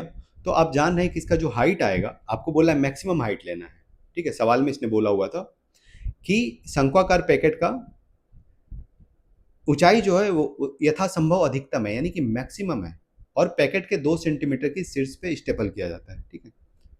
ये दो बातें आप याद रखिए। अब हम आते हैं वापस अपने फिगर पे, ठीक है। अब देखिए, तो यदि हाइट हमें मैक्सिमम रखना है, तो हमने देखा है कि इसका हाइट ही 30 है, तो यहाँ पे भी हम हाइट 30 मान लेते हैं। हाइट को हमने 30 मान लिया। अब आप समझ गए फिगर, ठीक है। अब आपको बस सवाल बनाना है। और इसने एक बात और बोला है कि अब देखिए, ये हमने कोई बर्तन बनाया, तो बर्तन में हो सकता है ऊपर से यदि हम कुछ डालें, इधर से हम यदि कुछ डालें, तो हो सकता है नीचे से लीक कर जाए, क्योंकि पेपर ही तो है। तो इसीलिए हम करते क्या है ना, इसको यहाँ से फोल्ड करके हमने इस वाले पोर्शन से फोल्ड करके यहाँ पे स्टेपल कर दिया, मतलब पिन मार दिया, ठीक है। तो जो हमारे पास बचेगा वो सिर्फ ऊपर का हिस्सा बचा है, मतलब हमें सिर्फ इसी हिस्से का वॉल्यूम निकालना है, आयतन निकालना है, नीचे वाले हिस्से का नहीं, क्योंकि उसको हमने स्टेपल करके फोल्ड कर दिया है, तो इतना का ही निकालना है। तो ये एक तरीके से आपको बाल्टी दिख रही है, फ्रस्टम, तो आपको बाल्टी का आयतन निकालना है। लेकिन हम यहाँ पे बाल्टी का फॉर्मूला यूज नहीं करेंगे, क्योंकि वो बहुत कैलकुलेटिव होगा इस सवाल के लिए। तो हम आपको यहाँ पे एक बहुत अच्छा तरीका बताने जा रहे हैं, ठीक है। और शायद आपने वैसा तरीका पहले नहीं देखा होगा, उससे आप इसको कैलकुलेट कीजिए। आप यहाँ पे बाल्टी लगा के ट्राई कर लीजिएगा। उसके लिए आपको पहले क्या चाहिए कि पहले तो आपको इस छोटे वाले का रेडियस निकालना होगा। ऊपर वाला रेडियस R है, तो छोटा वाला रेडियस R1 निकालना होगा। उसके बाद आप फ्रस्टम का वॉल्यूम लगाइएगा, यानी कि बाल्टी का जो आयतन का फॉर्मूला होता है, ठीक है। तो वो बहुत लेंदी होगा। उसके लिए आपको इसका हाइट भी चाहिए। आपको टोटल हाइट 30 पता है, लेकिन आपको बाल्टी का हाइट चाहिए। तो इतना आपको करना नहीं है। आप सीधा सीधा ये सोचिए थोड़ा देर के लिए कि आप सिमिलरिटी जानते हैं ना, ठीक है। समरूप त्रिभुज मैंने बताया था, तो वहां मैंने एक बात बताई थी आपको। यदि मैं इसको मिटा दूं, चलिए छोड़िए, रहने दीजिए, ठीक है। तो आपको पता है कि यहाँ पे दो अलग अलग शंकु बन रहे हैं। यदि आप ठीक से देखें तो एक बड़ा एक छोटा। यदि मैं इसको लिखूं कि ये A, B और ये C है, बड़ा वाला शंकु, तो छोटा वाला शंकु क्या हो जाएगा, C, D और E। तो दो अलग अलग शंकु हैं। पहला शंकु है A, B और C, ठीक है, और दूसरा शंकु है C, D, C और E, ठीक है। दो अलग अलग शंकु हैं। तो दोनों शंकु सिमिलर हैं। सिमिलर मतलब समरूप हैं, ठीक है। रेशियो बराबर है इनका, ये तो देख के ही पता चल रहा होगा, ठीक है। त्रिभुज में भी होता है कि यदि आप तीसरी भुजा के समांतर कोई एक भुजा खींचते तो जो ट्रायंगल बनेगा वो समानांतर समरूप होता है। देखिए, आपने त्रिभुज में पढ़ा होगा कि यदि ये कोई त्रिभुज है, ठीक है, ABC कोई त्रिभुज है, यदि हम BC भुजा के समानांतर यहाँ पे कोई एक लाइन खींच दें, तो ये जो छोटा वाला त्रिभुज बनेगा, ठीक है, और ये जो बड़ा वाला त्रिभुज है, दोनों समरूप होता है। उसी तरह से यही चीज कोण में भी लागू होता है। मतलब ये जो शंक्वाकार बर्तन पर रहा है, तो यहाँ से आप देखिए कि इसके हाइट का रेशियो क्या है। हाइट का यदि रेशियो का बात करेंगे तो बड़े वाले शंकु का जो हाइट है वो 30 है और छोटे वाले शंकु का हाइट सवाल में दिया हुआ है कि 2 सेंटीमीटर पे स्टेपल कर रहे हैं। ठीक है, नीचे से 2 सेंटीमीटर पे पिन मार रहे हैं, तो ये 2 सेंटीमीटर है। ठीक है, तो हाइट का रेशियो 30 और 2, तो यदि हाइट का रेशियो 30 और 2 आ गया तो अब खुद बताइए वॉल्यूम का रेशियो क्या होगा, हाइट का क्यूब। ठीक है, डायमेंशन, वॉल्यूम क्या होता है, डायमेंशन का क्यूब। यदि हाइट सेंटीमीटर में है तो वॉल्यूम सेंटीमीटर क्यूब में होता है ना। तो मैंने बताया था कि एरिया निकालने के लिए आप क्या करते हैं, स्क्वायर कर देते हैं, क्यूब निकालने के लिए क्यूब कर देते हैं, सॉरी आयतन निकालने के लिए। तो आप इसका रेशियो निकालना है तो वॉल्यूम का क्यूब कर दीजिए, यानी कि 30 का क्यूब, 30 का क्यूब और माइनस सॉरी 2 का क्यूब। ठीक है, 30 का क्यूब हो जाएगा कितना, 27,000। ठीक है, और छोटे वाले शंकु का आयतन 8, मतलब इस अनुपात में होगा 27,000 और 8। आप खुद बताइए कि 27,000 का 8 कितना परसेंट है, बहुत छोटा है। यानी कि अब जब आप इसको देखिएगा तो 0.0003% के आसपास आएगा, बहुत छोटा है। ठीक है, बहुत छोटा है। तो यदि आप फ्रस्टम का आयतन निकालें तो आपको इस 27,000 में से 8 माइनस करना होगा। मतलब आप बोल सकते हैं सीधा सीधा कि जो फ्रस्टम आएगा उसका जो आयतन होगा, ठीक है, फ्रस्टम 27,000 माइनस 8 यानी कि किस अनुपात में आ जाएगा, तो ये हो जाएगा 26,992। ठीक है, यदि शंकु का आयतन बड़े वाले 27,000 होगा तो फ्रस्टम का आयतन 26,992 होगा। समझ रहे, बस इतना ही है। देखिए कितना इजीली आपने निकाल लिया फ्रस्टम और बड़े वाले शंकु का एरिया का सॉरी वॉल्यूम का आयतन का रेशियो, ये रेशियो निकाला है, एग्जैक्ट वैल्यू नहीं है। ठीक है, अब सब कुछ बन गया। अब बस थोड़ा सा और आपको क्या करना है, बस इसका आयतन ही निकालना था। आपको बोला है इसका पैकेट का आयतन निकालना, तो पैकेट का आयतन, शंकु का आयतन क्या होता है, शंकु का आयतन होता है 1/3 पाई आर स्क्वायर। तो आर कितना है, आर हमने अभी निकाला था 10.5। ठीक है, ये देखिए आर 10.5 और हाइट 30। ठीक है, तो आर को रख देते हैं 10.5, तो आर स्क्वायर होता है ना, तो 10.5 का होल स्क्वायर, 10.5 और गुना 10.5 इंटू एच, एच कितना था तो 30। ये हमारा आएगा शंकुआकार बर्तन का आयतन। ठीक है, मतलब शंकु का आयतन। लेकिन हमें निकालना किसका, फ्रस्टम का। तो अभी मैंने बताया कि यदि शंकु के आयतन को आप 27,000 मानते हैं, ठीक है, तो फ्रस्टम का आयतन 26,992 होगा। बस आपको इससे गुना कर देना है। यदि आप शंकु का आयतन को 27,000 मानते हैं तो फ्रस्टम का आयतन 26,992 होगा। ठीक है, तो बस आपको इससे गुना कर देना है। तो देखिए ये दोनों कट जाएगा लगभग में, कोई बहुत माइनर अंतर था, मैंने दिखाया था, तो इसको आप काट दीजिए, कोई फर्क नहीं पड़ेगा। अब देखिए जो कट रहा है उसको काटते हैं, 7×21। अच्छा ये दशमलव इस जीरो से जाएगा और 7×21, 21×5 105, क्या बचा 22×5 110, यानी कि आ जाएगा 105 इंटू, ठीक है, 33, 105 इंटू 33। मतलब मैंने किया क्या, ये 22×5 110 कर दिया। ठीक है, 110 में 11 साइड करके जीरो इसको दे दिया तो 105 हो गया, तो 11 गुना 3 33 हो गया, यहाँ पे 3 बचा था। तो ये आपको निकालना है 105 गुना 33, 105 गुना 33 होगा कितना, तो 3300 और 165, यानी कि 3465, 3465। अब देखिए क्लोज, सबसे क्लोज इसका ऑप्शन कौन सा है, तो ऑप्शन नंबर सी, बाकी तो दूर दूर है। ठीक है, तो इसको बनाने की जरूरत ही नहीं पड़ी आपको, आप बस इतना करके निकाल सकते थे। ठीक है, और यहाँ पे मैंने आपको जो भी बताया आंसर क्लियर है इसका, आगे बढ़े हम लोग। ठीक है, 3465 इसका आंसर है। ठीक है, यहाँ पे मैंने जो भी बताया वो आपको समझाने में बहुत ज़्यादा समय लगा है। ठीक है, ये सब करने की आपको ज़रूरत नहीं पड़ेगी, यदि आप चीज़ों को समझ रहे हैं तो ये सब लिखने की आपको कोई ज़रूरत नहीं है। आप सीधा इस वाले लाइन को लिखिएगा और इसमें कितना ही टाइम लगेगा, मुश्किल से 10 से 15 सेकंड। ठीक है, 10 से 15 सेकंड यहाँ लगेगा और यहाँ पे आप कितना भी कैलकुलेशन गंदा है तो 30 से 35 सेकंड, मतलब 1 से 2 मिनट का ये सवाल था। यदि आप सवाल समझ पा रहे हैं तो ठीक है, यदि नहीं समझ पा रहे हैं आप तो आप इसको स्किप कीजिए। ठीक है, क्योंकि आपका मकसद सारा सवाल बनाना नहीं, ज़्यादा से ज़्यादा स्कोर करना है एग्जाम में। ठीक है, आइए अगले सवाल पे। ये अगला सवाल है, इसमें बोला है दो संख्या है ए और बी का योग, जहां ए बी से छोटा है 129 है, ए और बी का एचसीएफ और एलसीएम क्रमशः 3 और 1350 है। ठीक है, सॉरी 3 और 1350 है, ठीक है। तो आपको निकालना है 1/a माइनस 1/b, इसकी वैल्यू निकालनी है। तो इसका तो दो तरीका है, एक तो आप इसको कैलकुलेट कीजिए, निकाल सकते हैं आप इसको कैलकुलेट करके, लेकिन वो ज़्यादा लेंदी होगा। तो आप यहाँ पे क्या कीजिए ना, ए और बी का वैल्यू निकाल लीजिए पहले। आपको दिया हुआ है कि दो नंबर हैं ए और बी, और दोनों का जो सम दिया हुआ है 129 दिया हुआ है।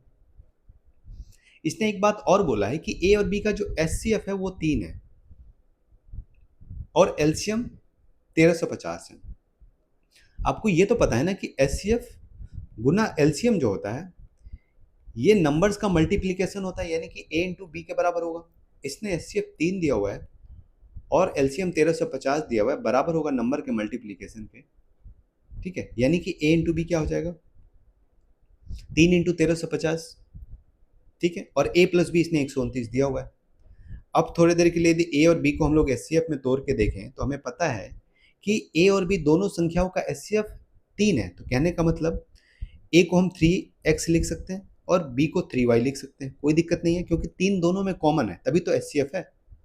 ए और बी को हम 3x और 3y लिख सकते हैं क्योंकि दोनों का एचसीएफ 3 है, तो दोनों में 3 कॉमन है, और 3 निकालने के बाद इनके पास कुछ नहीं बचेगा, तभी तो ये एचसीएफ है, ठीक है। तो यदि इसका एचसीएफ ए और बी का 3 है तो संख्याओं को हम लिख लेंगे 3x और 3y बराबर 129 के, यानी कि x प्लस वाई क्या आ जाएगा, 4 तिया 12 43। और एक बात यहाँ पे कि x और y जो होंगे वो को प्राइम होंगे। को प्राइम मतलब इन दोनों में कुछ भी कॉमन नहीं होगा। मैंने पहले भी बताया है कि को प्राइम को हिंदी में बोलते हैं सौ अभाज्य संख्याएं, ठीक है। सौ अभाज्य, हालांकि अभाज्य होते नहीं है, लेकिन आपस में जब देखिएगा तो अभाज्य हो जाते हैं, क्योंकि इनमें कुछ भी कॉमन नहीं होता है। जैसे हम बात करेंगे 2 और 5 की, तो इसमें 1 के अलावा कुछ भी कॉमन नहीं है। जैसे हम बात करेंगे 3, चलिए 9 और 5 की बात कर लेते हैं, 5 और 9 की, ठीक है। 5 और 4 की बात करके ज़्यादा अच्छे समझिएगा आप लोग। यदि हम दो संख्या 4 और 5 मान लें तो आप देखिए दोनों में से क्या, 4 और 9 में से दोनों में से क्या कोई अभाज्य है, नहीं है। 4 भी अभाज्य नहीं है, 9 भी अभाज्य नहीं है। लेकिन जब इन दोनों का पेयर देखिएगा तो ये 100 अभाज्य संख्या होंगी, मतलब आपस में अभाज्य हैं, इसमें कुछ भी कॉमन नहीं है, ठीक है। तो जैसे ही आप एक्स और वाई की बात करेंगे तो ये को प्राइम होगा, क्योंकि इसका जो भी कॉमन था आपने निकाल लिया है, तो अब कॉमन बचा ही नहीं है, ठीक है। अब यहाँ पे देखते हैं 3 इंटू 1350 बराबर ए की जगह रख देते हैं 3x और b की जगह रख देते हैं 3y। 3 से 3 कैंसिल आउट और 3 से 1350 कटेगा, यानी कि आपको मिलेगा एक्स वाई इक्वल टू 450। अब 450 को यदि फैक्टराइजेशन करें तो 450 को आप लिख सकते हैं 5 का स्क्वायर 25 प्लस 3 का स्क्वायर प्लस 2। आप इसको लिख सकते हैं 5 का स्क्वायर तो 25, चलिए 5 का स्क्वायर गुना 3 का स्क्वायर 9 9 25 9 225 गुना 2, यानी कि ये बनेगा। आपको x और y को इसी में तोड़ना है, और जोड़ने पे कितना आना चाहिए, 43। थोड़ा सा आपको दिमाग लगाना है यहाँ पे। अब देखिए, अब यदि x और y में कुछ भी कॉमन नहीं है तो x और y दोनों को 5 तो हम दे नहीं सकते। 5 जैसे ही दोनों में करेंगे तो दोनों 5 का मल्टीपल हो जाएगा ना, लेकिन कॉमन कुछ रखना नहीं है। तो इसका मतलब ये है कि x या y दोनों में से किसी एक के पास ही 25 है। 5 का स्क्वायर दोनों में से किसी एक के पास ही, ऐसा नहीं होगा कि एक 5 इसके पास चला जाए, एक 5 इसके पास। ऐसा होगा तो फिर x और y में 5 कॉमन आ जाएगा ना, कॉमन तो रखना नहीं है, तो हम 25 किसी एक को दे देंगे, ठीक है। और उसी तरह से 3 का स्क्वायर कोई किसी एक के पास ही जाएगा, दोनों के पास 3 नहीं जाएगा, क्योंकि एक्स वाई में कुछ भी कॉमन नहीं है। तो हो सकता है 3 का स्क्वायर इसके पास हो जाए, हो सकता है कि इसके भी पास हो सकता है, किसी एक के पास, दोनों में के पास नहीं। तो हमें बस ट्राई करना है, तो हम इसको रख देते हैं 3 स्क्वायर, यहाँ पे रख देते हैं, यानी कि 3 स्क्वायर हुआ क्या 9, ठीक है। अब हमें 2 और रखना है। अब देखिए 2 कहाँ रखिएगा कि जोड़ने पे 43 आ जाए। यदि आप 2 यहाँ रखिएगा तो 25 गुना 50 और प्लस 9 59 आ जाएगा, लेकिन आना कितना है, दोनों को जोड़ के 43 आना है। तो ऑब्वियसली आपको 2 को यहाँ रखना होगा y के साथ। अब देखिए y के साथ जैसे ही 2 रखिएगा ये हो जाएगा 25, ये हो जाएगा 18, 25 18 43, तो बिल्कुल फिट बैठ रहा है, यानी कि x की वैल्यू 25 आ गई और y की वैल्यू 18 आ गई। x की वैल्यू 25, y की वैल्यू 18, तो a और b की वैल्यू कितनी हो जाएगी, ठीक है। a क्या है, 3 इंटू एक्स है ना, तो a की वैल्यू 25 या 75, a की वैल्यू आ गई 75 और b की वैल्यू 18 थी 54, यानी कि 3y। बस निकल गया, सवाल बन गया। आपसे इसने पूछा क्या है, आपसे इसने पूछा है कि 1/a माइनस 1/b, यानी कि आपसे इससे पूछा है A B into B minus A. 1/a minus 1/b को आप ऐसे लिख सकते हैं कॉमन करके, एलसीएम करके। आपसे यही पूछा है सवाल में। तो आपको b माइनस ए तो बहुत इजीली पता है कि b माइनस ए क्या होगा। अच्छा, एक चीज मैंने यहाँ पे गलती की है, यदि आपने नोटिस किया होगा कि ए बी से छोटा इसने दिया हुआ है। देखिए, ए बी से छोटा है और हमने यहाँ पे ए बी से बड़ा बना लिया, तो बस हम इसको एक्सचेंज कर देंगे। ठीक है, हम इसको एक्सचेंज कर देंगे। कहाँ से? यहाँ से। एक्स और वाई को वाई और एक्स मान लेंगे। ठीक है, कि ये वाई का वैल्यू था और ये एक्स का वैल्यू था। ठीक है, तो वाई का वैल्यू 25 था, एक्स का वैल्यू 18 था। तो ए कितना हो जाएगा? उल्टा हो जाएगा, ए और बी। ए हो जाएगा 54, बी हो जाएगा 72। तो बी माइनस ए 54 माइनस 72 माइनस 54 कितना आएगा? 16, 17, 18 आएगा क्या? 16, हाँ 18 आ जाएगा। कुछ गलती हो गई है, 25 या 75 होगा ना। बी की वैल्यू 25 या 75। ठीक है, क्योंकि वाई 25 आया ना, तो बी क्या है? 3y है, यानी कि 25 या 75। तो 75 माइनस 54 21 आ जाएगा ऊपर, और नीचे ए इंटू बी का वैल्यू क्या था? तो ये था 3 गुना 1350। 3 गुना 1350, यानी कि 7/1350 इसका सही आंसर होगा, ऑप्शन नंबर बी। ठीक है, उम्मीद है क्लियर है। आइए अगले सवाल पे चलते हैं। देखिए, आप यहाँ मत देखिए कि यहाँ मैंने कितना बता के पेज भरा हुआ है। ठीक है, इसमें से आधी से ज़्यादा चीज़ें तो आपको समझाने के लिए बतानी पड़ती है। ठीक है, आप इसको बनाएंगे तो 5 से 6 लाइन में ये सवाल बन जाएगा। ठीक है, आइए अगले सवाल पे। ये अगला सवाल इसमें बोला है कि एक 7 अंकीय संख्या और ये 3 से पूर्णतः विभाज्य है, तो ए का न्यूनतम मान क्या होगा? तो 6 से यदि कोई संख्या विभाज्य होती है तो इसका मतलब यह है कि वो 3 से भी होगी और 2 से भी होगी। और 2 से होने के लिए कंडीशन क्या है? कि वो इवन होनी चाहिए। ठीक है, इसका, इस संख्या का आखिरी का आप अंक देखिएगा 8, तो आपको पता चल जाएगा कि ये इवन है। तो इवन है तो ये तो 2 से विभाज्य होगी। तो बस आपको चेक क्या करना है कि 3 से विभाज्य हो जाए, तो 6 से हो जाएगी। तो 3 से विभाज्य होने के लिए आपको पता है इसका डिजिटल सम 3 से विभाज्य होना चाहिए। तो इसका सम लगाते हैं और जोड़ते जोड़ते जहां भी 3 मिलेगा उसको छोड़ते जाएंगे, क्योंकि वो तो 3 से कट ही जाएगा। 9 3 से कट जाएगा, 3 3 6, ये भी 3 से कट जाएगा, 6 भी 3 से कट जाएगा। अब बचा क्या? 5 प्लस 18, यानी कि 13 प्लस ए। आपको 13 प्लस ए को भी 3 से काटना है और ए का मिनिमम वैल्यू लेना है, न्यूनतम। तो आप 2 ले लीजिए ना। 1 लीजिएगा तो 13 1 14 होगा, वो 3 से कटेगा नहीं। 2 लीजिएगा तो 13 2 15, 3 से कट जाएगा, तो ए का न्यूनतम वैल्यू 2 आ गया। आइए अगले सवाल पे। ये अगला सवाल इसमें बोला है कि एक्स वाई के व्युत्क्रमानुपाती है, इनवर्सली प्रोपोर्शनल है, और एक्स का वैल्यू 28 है, वाई का वैल्यू 30 है। जब वाई 20 होगा तो एक्स की क्या वैल्यू होगी? व्युत्क्रमानुपाती मतलब होता है कि इनवर्सली प्रोपोर्शनल है, यानी कि एक्स वाई के इनवर्सली प्रोपोर्शनल है। ठीक है, यदि एक्स बढ़ेगा तो वाई घटेगा, इसका मतलब यही होता है। तो जब भी ऐसा प्रोपोर्शनल वाला हो ना, तो हम इसको लिखते कैसे हैं? हम ये मान लेते हैं कि x1 और y1 का जो भी रेशियो होगा वो बराबर होगा। ठीक है, y2 y1 मतलब उल्टा रेशियो के बराबर होगा। यहाँ पे x1 है तो y1 इसके इन्वर्स में जाएगा, और यहाँ पे यदि x2 है तो y2 इसके इन्वर्स में जाएगा। उल्टा रिलेशन होता है जब भी इन्वर्सली प्रोपोर्शनल होता है तो। ठीक है, अब देखिए सबका वैल्यू रख लीजिए। x1 यदि 28 है तो y1 कितना आ जा रहा है? 30, सवाल में ही दिया हुआ है। और यदि y2 20 है तो x2 का वैल्यू आपसे पूछ रहा है। ठीक है, तो क्रॉस मल्टीप्लाई कीजिएगा तो ये है 28/x2 बराबर 20/30, यानी कि 2/3 कर लेते हैं। ठीक है, यहाँ से 14 बार में, यानी कि x2 42 आ जाएगा, ऑप्शन नंबर सी। आइए अगले सवाल पे। एक संख्या का 20% 620 के 20% से 190 अधिक है, तो संख्या का 20% यानी कि संख्या का 1/5 बराबर है 620 के 20% के। तो 620 का 10% 62, 20% 124, इससे 190 ज़्यादा है। तो x बराबर कितना आ जाएगा? 5 गुना 314, ये आ जाएगा 314 गुना 5। ठीक है, तो ये हो जाएगा 1500, 1570। आइए अगले सवाल पे। इसमें बोला वर्तमान में वनराज अपने पुत्र से 3 वर्ष बड़ा है, 3 गुना बड़ा है। उसकी पत्नी, ये गलत है, उसकी पुत्री। ठीक है, ये प्रिंटिंग मिस्टेक हो रहा है। उसकी पुत्री पुत्र से 3 वर्ष छोटी है। यदि 3 वर्ष पहले इन तीनों की आयु का योग 90 वर्ष था, 93 वर्ष था, तो वनराज की वर्तमान आयु क्या होगी? ठीक है, 3 लोग हैं, वनराज है, उसका बेटा है सन और उसकी बेटी है डाउटर। बोला है वनराज अपने पुत्र से 3 गुना बड़ा है। यदि उसके पुत्र को एक्स मानते हैं तो वनराज 3x हो जाएगा। और ये भी बोला है कि उसकी पुत्री पुत्र से 3 वर्ष छोटी है, तो पुत्र यदि x है तो उसकी पुत्री x-3 हो जाएगी। ये प्रेजेंट की बात कर रहा है, आज का।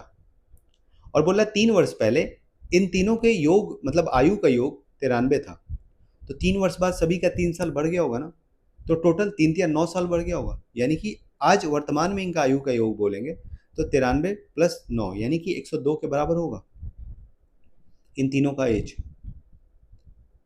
तो यहाँ से देखिएगा तो 5x बराबर 105 यानी कि x बराबर 21। आपसे पूछा है वनराज का वर्तमान उम्र क्या होगा, तो वनराज का कितना है 3x है ना, x बराबर यदि 21 आया तो 3x बराबर 63 आ जाएगा। आइए अगले सवाल पे। ये अगला सवाल है, इसमें बोल रहा है कि एक दुकानदार 150 प्रति दर्जन की दर से 21 दर्जन वस्तुएं खरीदता है।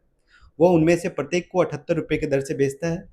उसने कितनी प्रतिशत लाभ अर्जित किया?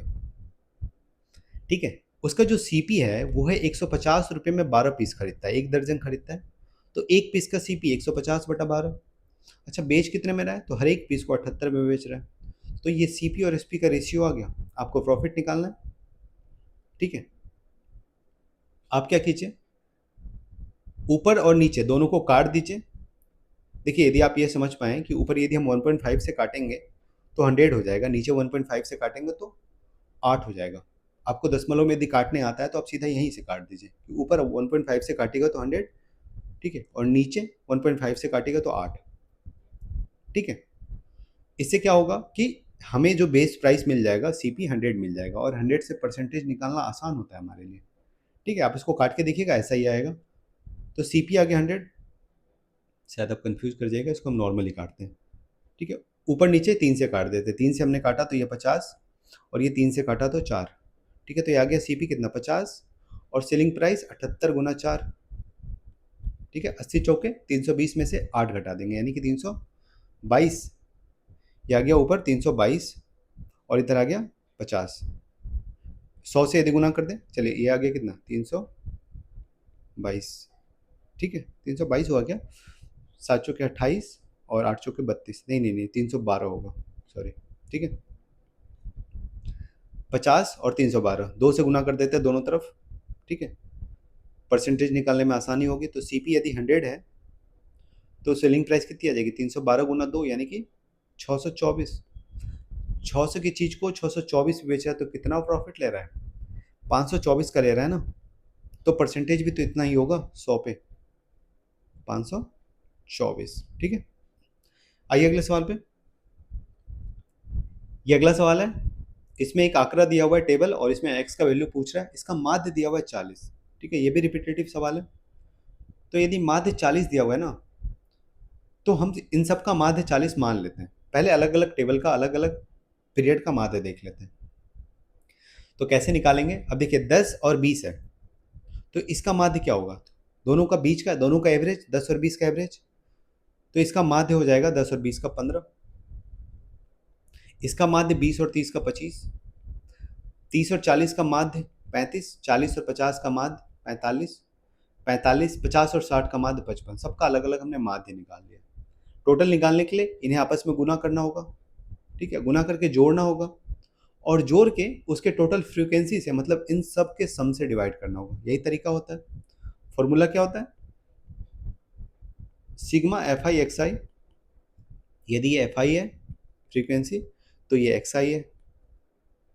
ठीक है, divided by sigma of F I. ठीक है, मैंने समझाया था ये फॉर्मूला कैसे बनाते हैं। ठीक है, तो इसकी जरूरत नहीं है। आप इसको कैसे बनाएगा, तो डिस्ट्रीब्यूशन के मेथड से बनाएगा। ठीक है, हर चीज़ें मैंने पुराने शिफ्ट में डिटेल में बता रखी है। तो डिस्ट्रीब्यूशन में हम करते क्या है ना, कि जैसे इसका माध्य 40 दिया हुआ है सवाल में, तो हम सभी का माध्य 40 मान के ही बनाते हैं सवाल को। तो हम मान लेते हैं कि सभी का माध्य 40 है। यदि पहले वाले टेबल की बात करें जिसका माध्य हमारे पास 15 है, यदि इसकी माध्य को हम 40 माने तो आप देखिएगा कि इसके पास कितने की कमी है, 25 की कमी है ना अपना 40 पूरा करने के लिए। मतलब इसको 25 की रिक्वायरमेंट होगी, इसको कितने की रिक्वायरमेंट होगी, तो 15 की रिक्वायरमेंट होगी। ठीक है, इसको अपना 40 पूरा करने के लिए 5 की रिक्वायरमेंट होगी। ठीक है, उसी तरह से बाकी को।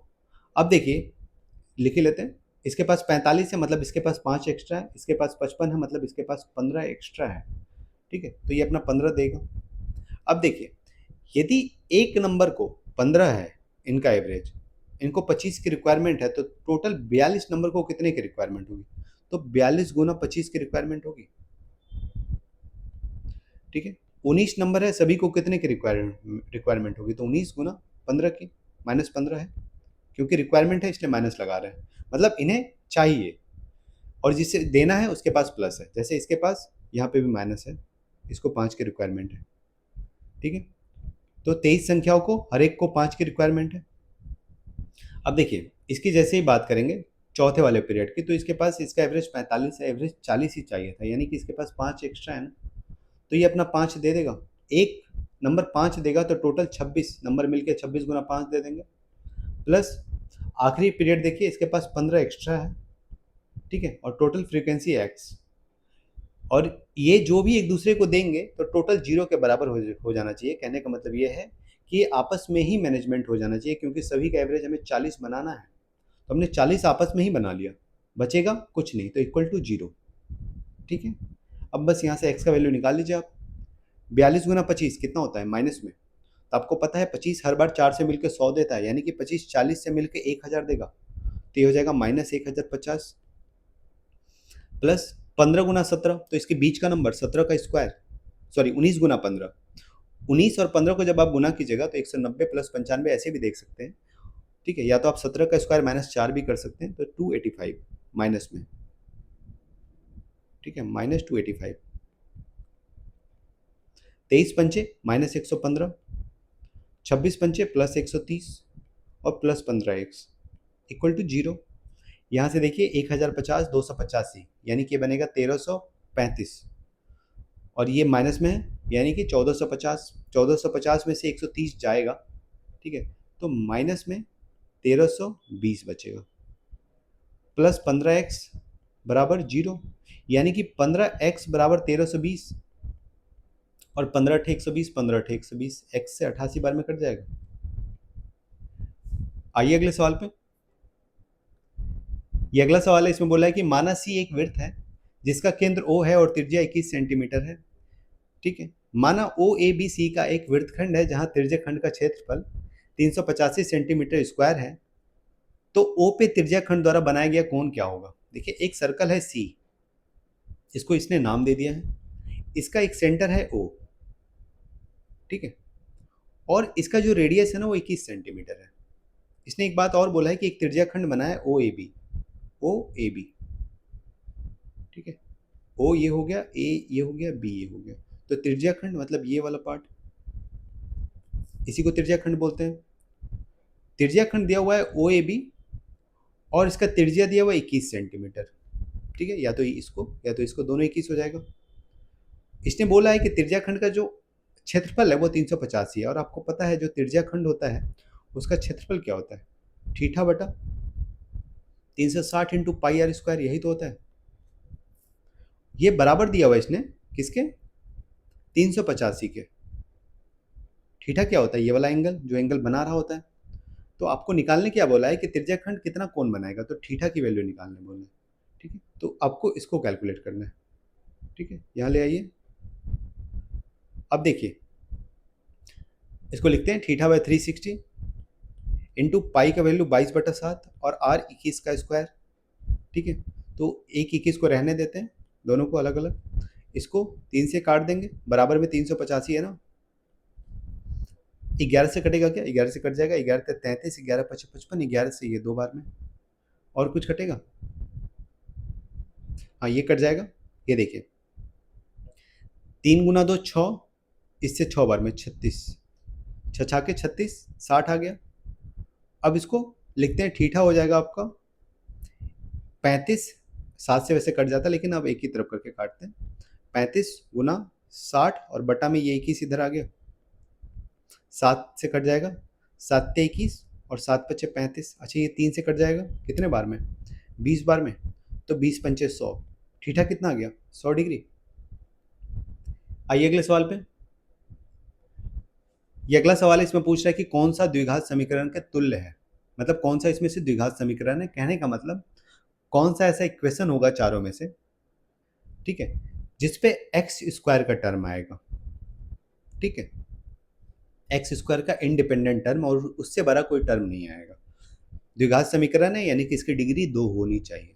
अब पहला वाला यदि हम ऑप्शन देखें, ठीक है, तो पहला वाला ऑप्शन को जब आप तोड़ के लिखिएगा तो ये हो जाएगा कुछ ऐसा, क्रॉस मल्टीप्लाई कर देंगे, इसको इधर लाके गुना करेंगे,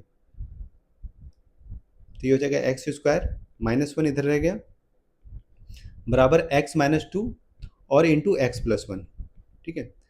जब इसको आप लिखिएगा ना तो ये हो जाएगा एक्स स्क्वायर और -2 + 1 यानी कि -x और -2 ये मिलेगा, ठीक है। इसके बदला इसको जब गुना कीजिएगा तो ये मिलेगा, तो इसका मतलब ये आ गया। तो आप इन दोनों को कंपेयर कर लीजिए सीधा कि एक्स स्क्वायर और एक्स स्क्वायर तो कैंसिल आउट हो जाएगा ना, तो यहाँ पे एक्स स्क्वायर का टर्म ही नहीं बचेगा, तो ये द्विघात समीकरण होगा ही नहीं। ऑप्शन नंबर ए गलत है। अब यदि ऑप्शन बी को देखें, आप इसको मिटा दूं यदि मैं, ठीक है, ऑप्शन बी को यदि आप देखें तो इनमें दोनों का बेस x-1 है ना, तो x-1 कॉमन ही करके उधर भेज देते हैं। तो जैसे कॉमन करके उधर भेजेंगे तो ये हो जाएगा x + 2x इधर रह जाएगा और इधर आ जाएगा 3x-1, कहीं पे स्क्वायर बनेगा ही नहीं, x का स्क्वायर बनेगा ही नहीं, यानी कि लीनियर इक्वेशन हो गया। ऑप्शन नंबर बी भी गलत है।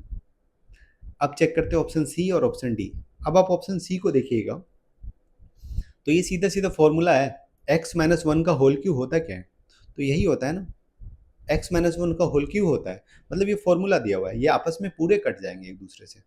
जैसे आप यदि इसको तोड़िएगा x-1 के होल स्क्वायर को तो यही मिलेगा, सेम चीज मिलेगा, तो सेम चीज आमने सामने से कट जाएगा ना, तो जीरो इक्वल टू जीरो आ जाएगा, यानी कि ऑप्शन नंबर सी ही भी नहीं होगा, क्योंकि इसमें एक्स स्क्वायर का कोई टर्म ही नहीं बचेगा। अब यदि ऑप्शन डी आप देखिए, इसको तोड़िएगा तो ये हो जाएगा एक्स का पावर 4 + 1 ए प्लस बी का होल स्क्वायर कर रहे हैं हम, तो ए स्क्वायर प्लस बी स्क्वायर, ठीक है, प्लस 2ab यानी कि 2x स्क्वायर, माइनस में x का पावर 4 है बराबर 2x + 1 है। देखिए ये दोनों टर्म कैंसिल आउट, यहाँ पे क्या बचा 2x स्क्वायर, ठीक है, मतलब ये क्वाड्रेटिक इक्वेशन होगा, -2x = 0। तो ऑप्शन नंबर डी सही है, ऑप्शन है इसका। आइए अगले सवाल पे, ठीक है, क्लियर है, अगले सवाल पे आते हैं। इसमें बोल रहा है कि अजय द्वारा वार्षिक चक्रवृद्धि ब्याज पे निवेश करने पे 7 वर्षों में एक राशि दोगुनी हो जाती है, कितने वर्षों में राशि 16 गुनी हो जाएगी, ठीक है। तो 7 वर्षों में यदि राशि दोगुनी हो जाती है, मैंने इसको बताया था, आप सीधा सीधा क्या कीजिए, यहाँ पे वर्ष लिखें और यहाँ पे कितना गुना हो रहा है, ठीक है। तो यदि 7 वर्षों में दोगुनी हो जा रही है, दिया हुआ है, आपसे पूछा है कितने वर्षों में 16 गुनी होगी, तो बस आपको करना कुछ नहीं है, यहाँ पे n से गुना करना है और यहाँ पे n का पावर देना है, ठीक है। ये आपका एक छोटा मोटा ट्रिकी सेट हो गया, इसको आप लोग दिमाग में रखिएगा। हालांकि आप इसको बहुत सिंपली बना भी सकते हैं कि पहले 7 वर्षों में 2 गुना, फिर अगले 7 वर्षों में 4 गुना, फिर अगले 7 वर्षों में 8 गुना, फिर अगले 7 वर्षों में 16 गुना, बिल्कुल भरभली बना सकते थे। यानी कि 7 कितने बार होगा, 4 बार, यानी कि 7 चौके 28 वर्षों में। अब आप यदि इस ट्रिक से देखते हैं तो आप ये देखिए, आपको बोल क्या रहा है, 16 गुना करने के लिए ना, तो 16 गुना करने के लिए 2 का पावर n, तो n की जगह कितना रखना होगा, 4 रखना होगा, तभी तो 16 गुना होगा, 2 का पावर 4। तो यहाँ पे भी n की जगह 4 रखिएगा तो 7 चौके 28 वर्ष में। आइए अगले सवाल पे। ये अगला सवाल है, इसमें बोल रहा है पी और क्यू दो स्टेशन है, एक ट्रेन पी से क्यू तक 144 किलोमीटर प्रति घंटा की चाल से यात्रा करती है और धीमी चाल से पी पे लौटती है, जाती है और आती है। यदि पूरी यात्रा के लिए औसत चाल 126 किलोमीटर प्रति घंटा है तो उस चाल को ज्ञात करें जिस पर ट्रेन लौटती है, ठीक है। कहने का मतलब यह है कि मान लेते हैं ये कोई डिस्टेंस है पी से क्यू तक का, ठीक है, एक ट्रेन इधर से इधर गई, ठीक है, चली गई और फिर जाके फिर वापस आ गई। जाते समय उसका जो स्पीड था और आते समय जो उसका स्पीड था, उसका एवरेज स्पीड निकालना है, ठीक है। और आपको पता है एवरेज स्पीड होता क्या है, टोटल दूरी बाय टोटल समय, total distance by total time. यदि इसका डिस्टेंस हम d मान लें तो टोटल डिस्टेंस क्या हो जाएगा, d गया और d आया, यानी कि 2d, टोटल डिस्टेंस हो गया 2d। पहला जो डिस्टेंस गया वो मान लेते हैं x के स्पीड से गया था, और जो आया वो y के स्पीड से आया। तो पहले जाने में इतना समय डिस्टेंस बटा स्पीड, आने में इतना समय डिस्टेंस बटा स्पीड, तो टोटल डिस्टेंस हो गया ये, और ये टोटल टाइम हो गया। आपका ये क्या आ जाएगा, एवरेज स्पीड आ जाएगा, एवरेज स्पीड। तो इसको जब तोड़िएगा ना तो सीधा सीधा आपको एक फॉर्मूला मिलेगा, डी डी कैंसिल आउट हो जाएगा, सीधा जो फॉर्मूला मिलेगा वो क्या मिलेगा वो हम आपको बता देते हैं। ठीक है, इसको आप लोग दिमाग में रखिएगा। एवरेज स्पीड का जो फॉर्मूला होता है, एवरेज स्पीड का, ठीक है, वो होता है 2xy, एक्स वाई क्या है, यहाँ पे दो अलग अलग speed divided by x plus Y. ठीक है, ये सीधा फॉर्मूला आप लोग दिमाग में रखिएगा, 2xy divided by x plus Y. ठीक है, एवरेज स्पीड का फॉर्मूला ये। अब आपको करना क्या है, सीधा इसी फॉर्मूला का यूज करके सवाल बना देना है। आपको इसमें सब कुछ पता है, बस y पता नहीं है। यदि आप जाने वाली स्पीड को x माने तो x दिया हुआ है आपको 144। ठीक है, ये देखिए x की वैल्यू 144 इसने दे रखी है, और एवरेज स्पीड 126 दे रखा है। तो ये हो जाएगा 126 बराबर 2 इंटू एक्स की वैल्यू 144 और y आपको निकालना है आने का स्पीड बटा x, यानी कि 144 प्लस वाई। जो कट रहा है उसको काटते हैं, ये कटेगा क्या, 14 से 16, 18 से कट जाएगा, हाँ 18 से कट जाएगा, 18 से ये भी कटेगा, 18 अट्ठे 144, ठीक है, और ये 18 सत्ते 126, ठीक है, 5 2 7 और कुछ, ठीक है। इसको क्रॉस मल्टीप्लाई करते हैं, ये हो जाएगा 144 गुना 7 प्लस 7y बराबर 16y। ठीक है, यहाँ से 9y इक्वल टू हो जाएगा 144 गुना 7। अब देखिए 9 से 144 16 बार में कटेगा, तो y बराबर कितना आ गया, 16 सत्ते 16 पंचे 180, सॉरी 16 पंचे 80 और 32 112। ठीक है, तो y कितना आ गया, 112 किलोमीटर प्रति घंटा। ठीक है, हालांकि आप यहाँ से एक ऑप्शन छाड़ सकते थे, वो बता देता हूँ मैं। देखिए एवरेज स्पीड जो होता है ना, जैसे दो नंबर्स का एवरेज हमेशा इसके बीच में होता है। तो यदि एक स्पीड 144 है और बीच का स्पीड यानी कि एवरेज स्पीड 126 है, तो जो दूसरा होगा ना वो 126 से छोटा होना चाहिए, क्योंकि 126 144 और इसके बीच में आना चाहिए। तो 126 से छोटा होना चाहिए था, तो ऑप्शन नंबर सी नहीं होता, ये क्लियर था। ठीक है, यदि आपको तुक्का लगाना हो और दो ऑप्शन कट रहा हो तो आप ऐसे लगा के भी लगा सकते हैं। आइए अगले सवाल पे। ये अगला सवाल है, इसमें बोला है कि एक वर्ग का क्षेत्रफल 3969 सेंटीमीटर स्क्वायर है और इसका परिमाप एक समषष्ठभुज के परिमाप के बराबर है, तो समषष्ठभुज का क्षेत्रफल क्या होगा। ठीक है, सेम सवाल मैंने कल के शिफ्ट में भी बताया था और वहाँ पे शायद डेटा भी सेम था। ठीक है, एग्जैक्ट मुझे याद नहीं आ रहा है, लेकिन सवाल सेम था। तो आप लोग इस सवाल को देखने से पहले आप लोग एक बार पहले ट्राई कीजिए। यदि आप पुराने शिफ्ट के वीडियो को देख के कुछ सीख रहे हैं, कुछ भी सीख रहे हैं, तो आप लोग पहले सवाल को बनाने का कोशिश कीजिए। ठीक है, वीडियो देखने से कुछ नहीं होगा, हम वीडियो बता के निकल जाएंगे, आप लोग वीडियो देख के भूल जाइएगा। जब तक आप लोग खुद से चीज़ों को नहीं सीखिएगा, ज़्यादा से ज़्यादा चीज़ें नोट करके आप लोग उसके दिमाग में नहीं बिठाइएगा, तब तक आप कोई फ़ायदा नहीं होगा। ठीक है, अब बोला एक वर्ग का क्षेत्रफल, तो एक वर्ग हम बना लेते हैं। ठीक है, ये अपना वर्ग बन गया। ठीक है, और एक समषष्ठभुज है, यानी कि 6 भुजा है। समषष्ठभुज का मतलब होता है हेक्सागन। ठीक है, ऐसा कुछ बन गया हेक्सागन,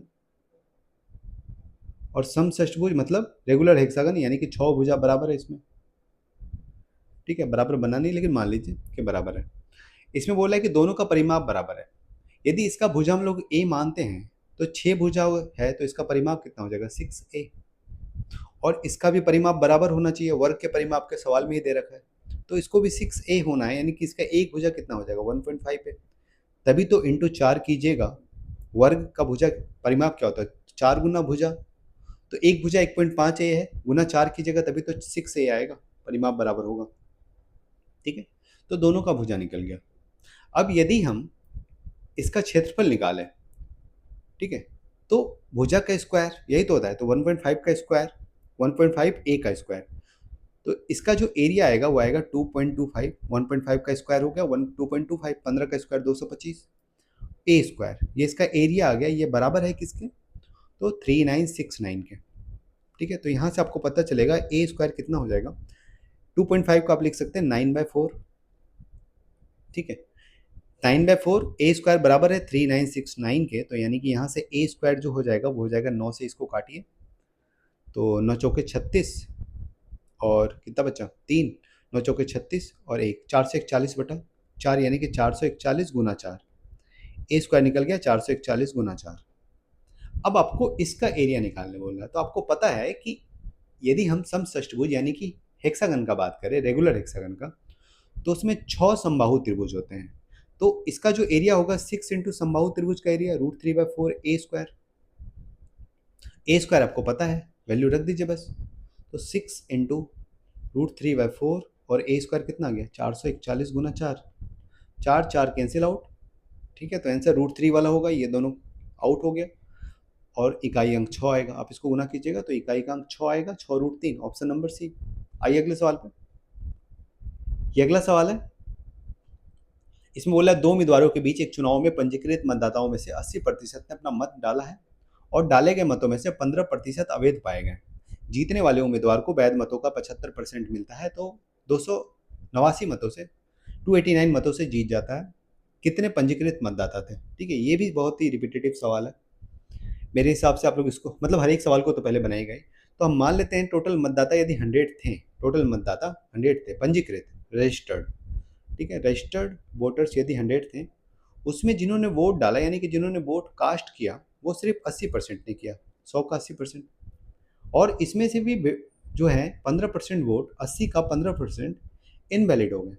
तो 80 का 15% 12 वोट इनवैलिड हो गए, तो बचे कितने 68 वोट बचे, यानी कि जीतना हारना सभी इसी वोट से डिसाइड होगा। अब इसी वोट का 75% जीतने वाले को मिलता है, सवाल में दिया हुआ है। तो यदि इसको 100% माने, जीतने वाले को 75 मिला तो हारने वाले को कितना मिलेगा 25।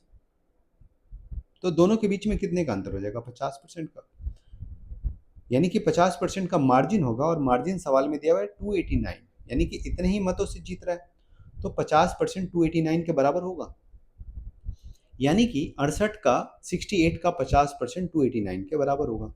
तो आप खुद बताइए 68 का 50% होगा क्या, 68 का 50% 34 होगा ना, 34 बराबर होगा। ठीक है, 34 यूनिट बराबर होगा 289 के। आपको निकालना है 100 यूनिट का वैल्यू, 34 यूनिट 289 के बराबर, तो 100 यूनिट का वैल्यू निकालना है। ठीक है, तो यदि अप्रोक्स में भी आप इसको निकाल सकते हैं, चलिए इसको बना ही लेते हैं। तो कट रहा है क्या, हाँ 17 से ये 2 बार में कटेगा। ठीक है, ये 17 से 17 बार में कटेगा, तो यहाँ से आप देखिएगा 2 यूनिट बराबर 17 आया। आपको निकालना है 100 यूनिट, तो 50 से गुना कर दीजिए ना, तो 50 से गुना कीजिएगा तो 100 यूनिट बराबर 17 पच्चे 85, 850, ऑप्शन नंबर सी। आइए अगले सवाल पे। 9 और 25 के बीच का मध्य अनुपाती निकालना आपको। तो 9 और 25 के बीच का मध्य अनुपाती 9 गुना 25, यही होगा स्क्वायर रूट के अंदर, यानी कि 5 या 15। आइए अगले सवाल पे। ये अगला सवाल है, एक महिला 90 मिनट के लिए 20 मीटर प्रति मिनट की चाल से और 60 मिनट के लिए 70 मीटर प्रति मिनट की चाल से चलती है। पूरी यात्रा के लिए उसकी औसत चाल क्या होगी? ठीक है, तो औसत चाल निकालने के लिए आपको टोटल डिस्टेंस निकालना होगा और टोटल समय निकालना होगा।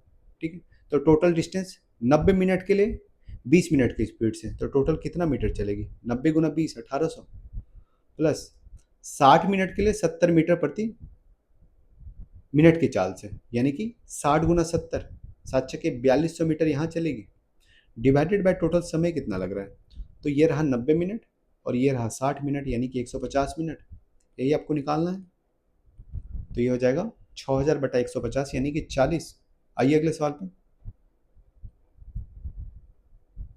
ये अगला सवाल है, ये बस फॉर्मूला है ए क्यू माइनस बी क्यू का। आपको पता है कि जब आप बात करेंगे ए क्यू माइनस बी क्यू का, यानी कि ये हो जाएगा 2x का होल क्यूब और -3y का होल क्यूब, यही है ना जो सवाल में दिया है, यही है।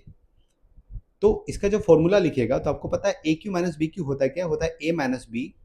ठीक है, 2x माइनस 3y, ए माइनस बी, यदि आप इसको ए मानते हैं, आप इसको बी मानते हैं, तो ए क्यू माइनस बी क्यू का फॉर्मूला होता है ए माइनस बी, ठीक है, इंटू ए स्क्वायर यानी कि 2x का whole square 4x square plus B square यानी कि 3y का होल स्क्वायर यानी कि 9y square, A square B square हो गया, प्लस ए बी यानी कि 2x इंटू 3y, ये हो जाएगा 6xy। ठीक है, सीधा सीधा formula A cube minus B cube का लिख देता हूँ। ये होता है A minus B, A square plus B square यानी कि A B plus B square, जो भी लिख लीजिए सेम चीज़ है, ये फॉर्मूला होता है। ठीक है, तो यहाँ पे जब आप देखिएगा तो आपको पता चलेगा ए क्या है बी क्या है। अब देखिए यहाँ पे जब आप इसको, ठीक है, इससे कंपेयर कीजिएगा, ठीक है, तो आपको यहाँ से बिल्कुल क्लियर दिखेगा कि ए जो है वो 2 के बराबर आएगा, मतलब ए 2 आ जाएगा, बी -3 आ जाएगा। इक्वेशन को हम बराबर कर रहे हैं, इसको इसको, ठीक है, और इसको इसको, समझ पा रहे हैं। तो ए 2 के बराबर आया, बी -3 के बराबर आ जाएगा, सी जो आएगा वो 4 के बराबर आएगा, डी -9 के बराबर आएगा और ई 6 के बराबर आएगा। सभी का वैल्यू रख दीजिए। A plus B plus C plus D यही तो पूछ रहा है, मतलब इन सभी को जोड़ना ही तो है आपको। तो जोड़िए, 2 प्लस 2 -3 यानी कि -1 और 4 प्लस का 3 और -9 प्लस का 3 -9 यानी कि -6 प्लस 6 जीरो आ जाएगा। सभी को जब जोड़िएगा तो जीरो के बराबर आएगा। आइए अगले सवाल पे। ये अगला सवाल है, एक दुकानदार अपने माल को 60% की हानि पे बेचने का दावा करता है लेकिन एक गलत तराजू का उपयोग करता है और 70% का लाभ प्राप्त करता है। ठीक है, 1 किलो के स्थान पे वह जिस वास्तविक वजन का उपयोग करता है वो है। देखिए सवाल को बहुत अच्छे से समझिएगा। किसी दुकानदार ने 100 रुपये में कोई सामान खरीद कर लाया और बोला कि हम इसको सिर्फ 40 रुपये में बेच रहे हैं, यानी कि 60% का नुकसान सह के बेच रहे हैं। ठीक है, 60% के लॉस पे बेच रहे हैं, उसने बोला, ऐसा क्लेम किया। लेकिन हुआ क्या कि वो 170 में बेच रहा है, तभी तो 70% का प्रॉफिट कमा रहा है। उसने बोला कि हम 60% के नुकसान पे बेच रहे हैं, यानी कि 40 रुपये में बेच रहे हैं, लेकिन एक्चुअली जब देखिएगा तो 70% का प्रॉफिट कमा रहा है, यानी कि वो 100 की चीज़ को 170 में बेच रहे हैं। तो ये कैसे हुआ होगा? तो उसने किया क्या है ना कि उसने वजन बदल दिया है। जैसे यहाँ पे 17 वजन देना था तो यहाँ पे 40 वजन, 4 वजन दिया है। समझिए बात को, इसको बस हम इस रेशियो को उल्टा करके लिख देंगे। 40 और 70 को उल्टा करके लिखेंगे तो ये 70 हो जाएगा और ये 40 हो जाएगा। ठीक है, मतलब जहाँ उसे 170 ग्राम देना था, 170 यूनिट देना था, वहाँ पे उसने सिर्फ 40 यूनिट ही दिया। तभी ये दोनों मल्टीप्लाई करने पे बराबर आएगा। मतलब ग्राहक को यहाँ से देखिए तो इतना ही पैसा पे करना है 6800, और यहाँ से देखिए तो ग्राहक को 6800 ही पे करना है। मतलब ग्राहक को पता ही नहीं चलेगा क्योंकि उसने 6800 रुपया ही पे किया। ठीक है, उसने बताया कि मैंने प्राइस को 40 लगाया है और वजन 170 दिया है, लेकिन उसने क्या किया, इस चीज़ को एक्सचेंज कर दिया। ठीक है, उसने दाम बढ़ा के 40 की जगह 170 कर दिया। और ये किया कैसे? तो प्राइस को बदल के नहीं किया, उसने वजन को बदल के किया। मतलब 170 की जगह उसने 40 कर दिया। ठीक है, जिससे क्या, वो ऑटोमेटिक दाम बढ़ गया, यानी कि 40 से दाम बढ़ के 170 हो गया। तो बस आपको इतना समझना नहीं, आपको सिंपल ये करना है कि यदि ये बोले ना कि 40 का प्रॉफिट कमा के मतलब 60% लॉस पे बोल के, यानी कि 40 में बेचने का बोल के 170 में बेच दिया है, तो बस आपको उसके वजन को पलट के लिख लेना है, मतलब 170 और 40 लिख लेना है। ठीक है, तो सिंपल अब यहाँ से ये हो गया कि उसको 170 ग्राम देना था, 170 यूनिट देना था, उसने सिर्फ 40 दिया। सवाल में पूछ रहा है कि 1000 ग्राम की जगह, यानी कि 1 किलो की जगह कितना देगा। तो यदि 170 1 किलो है, यानी कि 1000 ग्राम है, तो 40 की वैल्यू कितनी होगी, बस आपको ये निकालना है। तो यदि 170 यूनिट बराबर 1000 ग्राम है तो 1 यूनिट बराबर कितना हो जाएगा, 1000 बटा 170 ग्राम, इतना ही होगा। तो 40 यूनिट बराबर कितना होगा, तो गुना 40, जीरो जीरो कैंसिल आउट, 4000 बटा 17, तो हो जाएगा 17 चौके 17 गुना 2 34, बचा कितना 6, 17 थे 51, ठीक है, बचा कितना 9, 17 पचे 85, 235 point something, option number D. आइए अगले सवाल पे। ये अगला सवाल है, मार्क्स दिया हुआ है, मीडियन निकालना है। तो मीडियन के लिए ना हमें एक कम्युलेटिव फ्रीक्वेंसी चाहिए होती है। ठीक है, वो हम निकालते कैसे हैं, तो फ्रीक्वेंसी को बढ़ाते हुए जोड़ लेते हैं। अब देखिए, स्टार्टिंग की फ्रीक्वेंसी यदि 5 है, मुझे नीचे लिखना होगा, स्टार्टिंग की फ्रीक्वेंसी यदि 5 है तो 0 से 10 के बीच में, तो 0 से 20 के बीच में कितना होगा, तो 5 + 9 जोड़ के लिखेंगे, यानी कि 14। फिर 14 में 14 जोड़ के लिखेंगे 28, cumulative frequency 28 plus 22 50, 50 plus 30 80, 80 plus 20 100। कहने का मतलब ये है क्यूमुलेटिव फ्रीक्वेंसी का कि टोटल कितने कितने स्टूडेंट हैं टोटल। तो टोटल कितने स्टूडेंट आ जाएंगे 100, सभी को जब हमने जोड़ दिया तो टोटल 100 स्टूडेंट है। तो 50वां स्टूडेंट, अब आपको माध्यिका निकालना है, तो माध्यिका कहाँ पे होता है, बिल्कुल बीचों बीच होता है ना। तो 50वां स्टूडेंट कहाँ पे, ये चेक करेंगे। तो 100 का आधा 50वां स्टूडेंट इस वाले क्लास में आ रहा है ना, इस वाले इंटरवल में, यानी कि आपका जो मीडियन होगा इसी इंटरवल पे होगा, ठीक है। और इसको हम लोग कहते हैं फ्रीक्वेंसी एफ, ठीक है। अब आपको यदि मीडियन निकालना है तो इसी वाले क्लास का यूज करना होगा, और मीडियन का मैंने सीधा सीधा फॉर्मूला बताया था, ठीक है। मीडियन यानी कि माध्यिका का वो था lower boundary plus n minus two minus C F, N बटा two minus C F divided by F into H. यहाँ पे हर चीज़ मैंने बताया था कि क्या क्या होता है। देखिए जब आप n माइनस टू की बात, l क्या होता है, लोअर बाउंड्री, मतलब जहाँ पे आपका मीडियन है। जैसे इस वाले इंटरवल में यदि आपका मीडियन है तो मीडियन की दो बाउंड्री है, मतलब जिस क्लास में है 30 से 40 के बीच में है ना मीडियन, तो मिनिमम 30 और मैक्सिमम 40।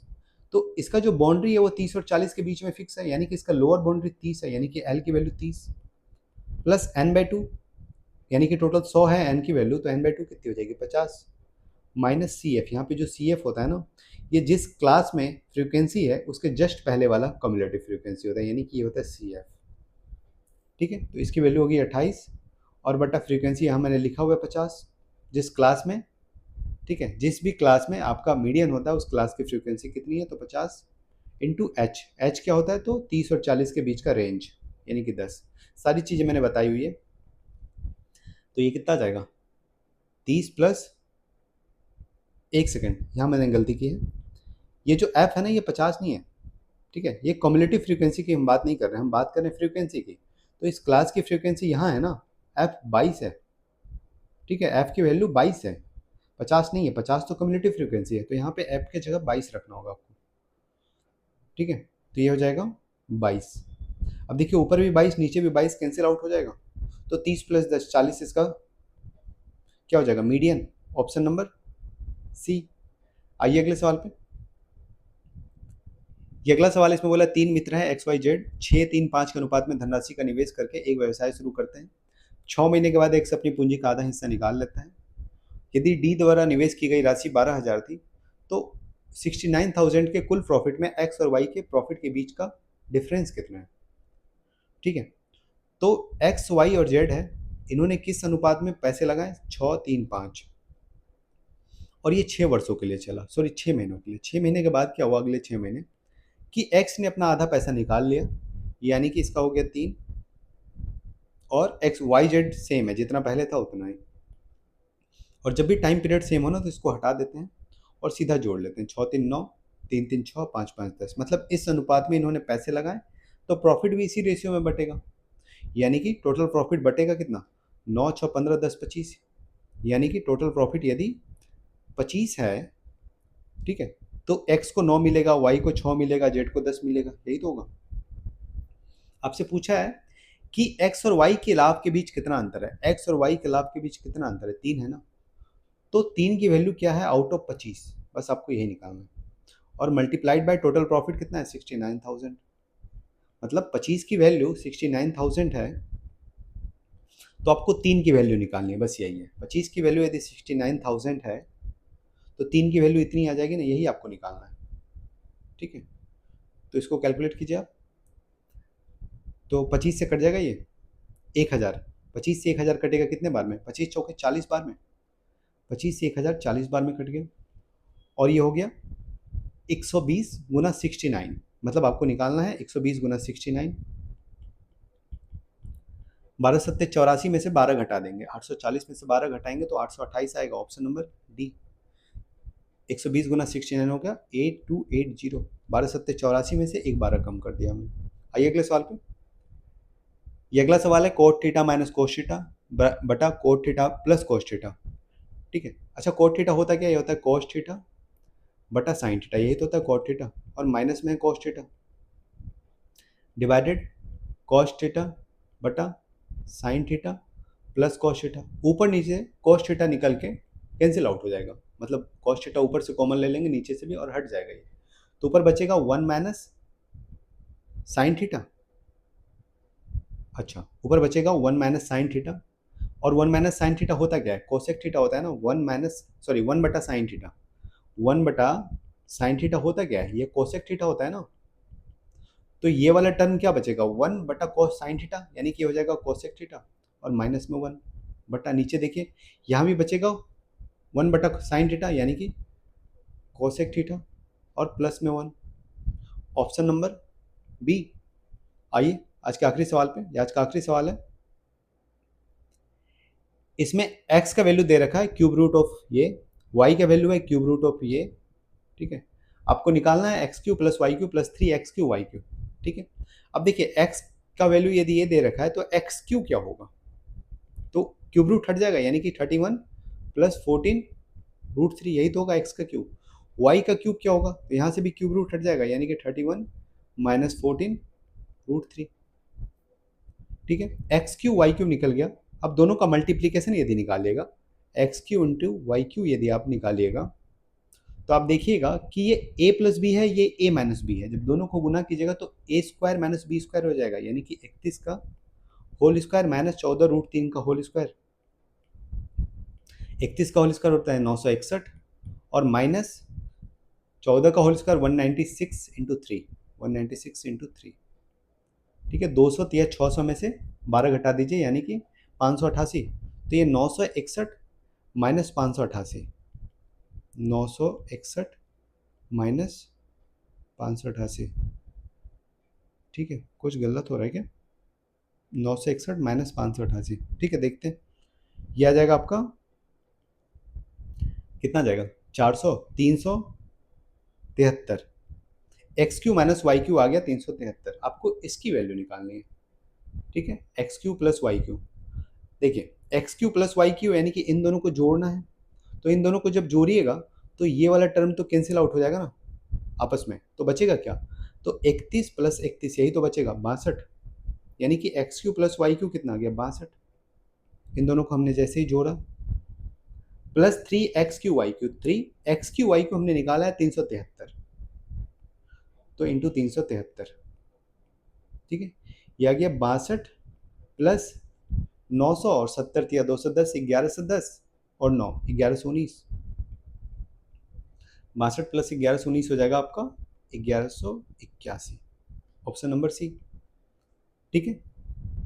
अच्छा, ये एक आखिरी सवाल ये बचा हुआ है, इसमें बोला है 1 से 64 तक की सभी प्राकृतिक संख्याओं का औसत क्या है, तो पहली संख्या और आखिरी संख्या को जोड़ के 2 से डिवाइड कर देंगे, यही तो होता है। प्राकृतिक संख्याओं का जो औसत होता है वो पहली संख्या प्लस आखिरी संख्या बटा 2, यानी कि 65 बटा 2 32.5, ठीक है।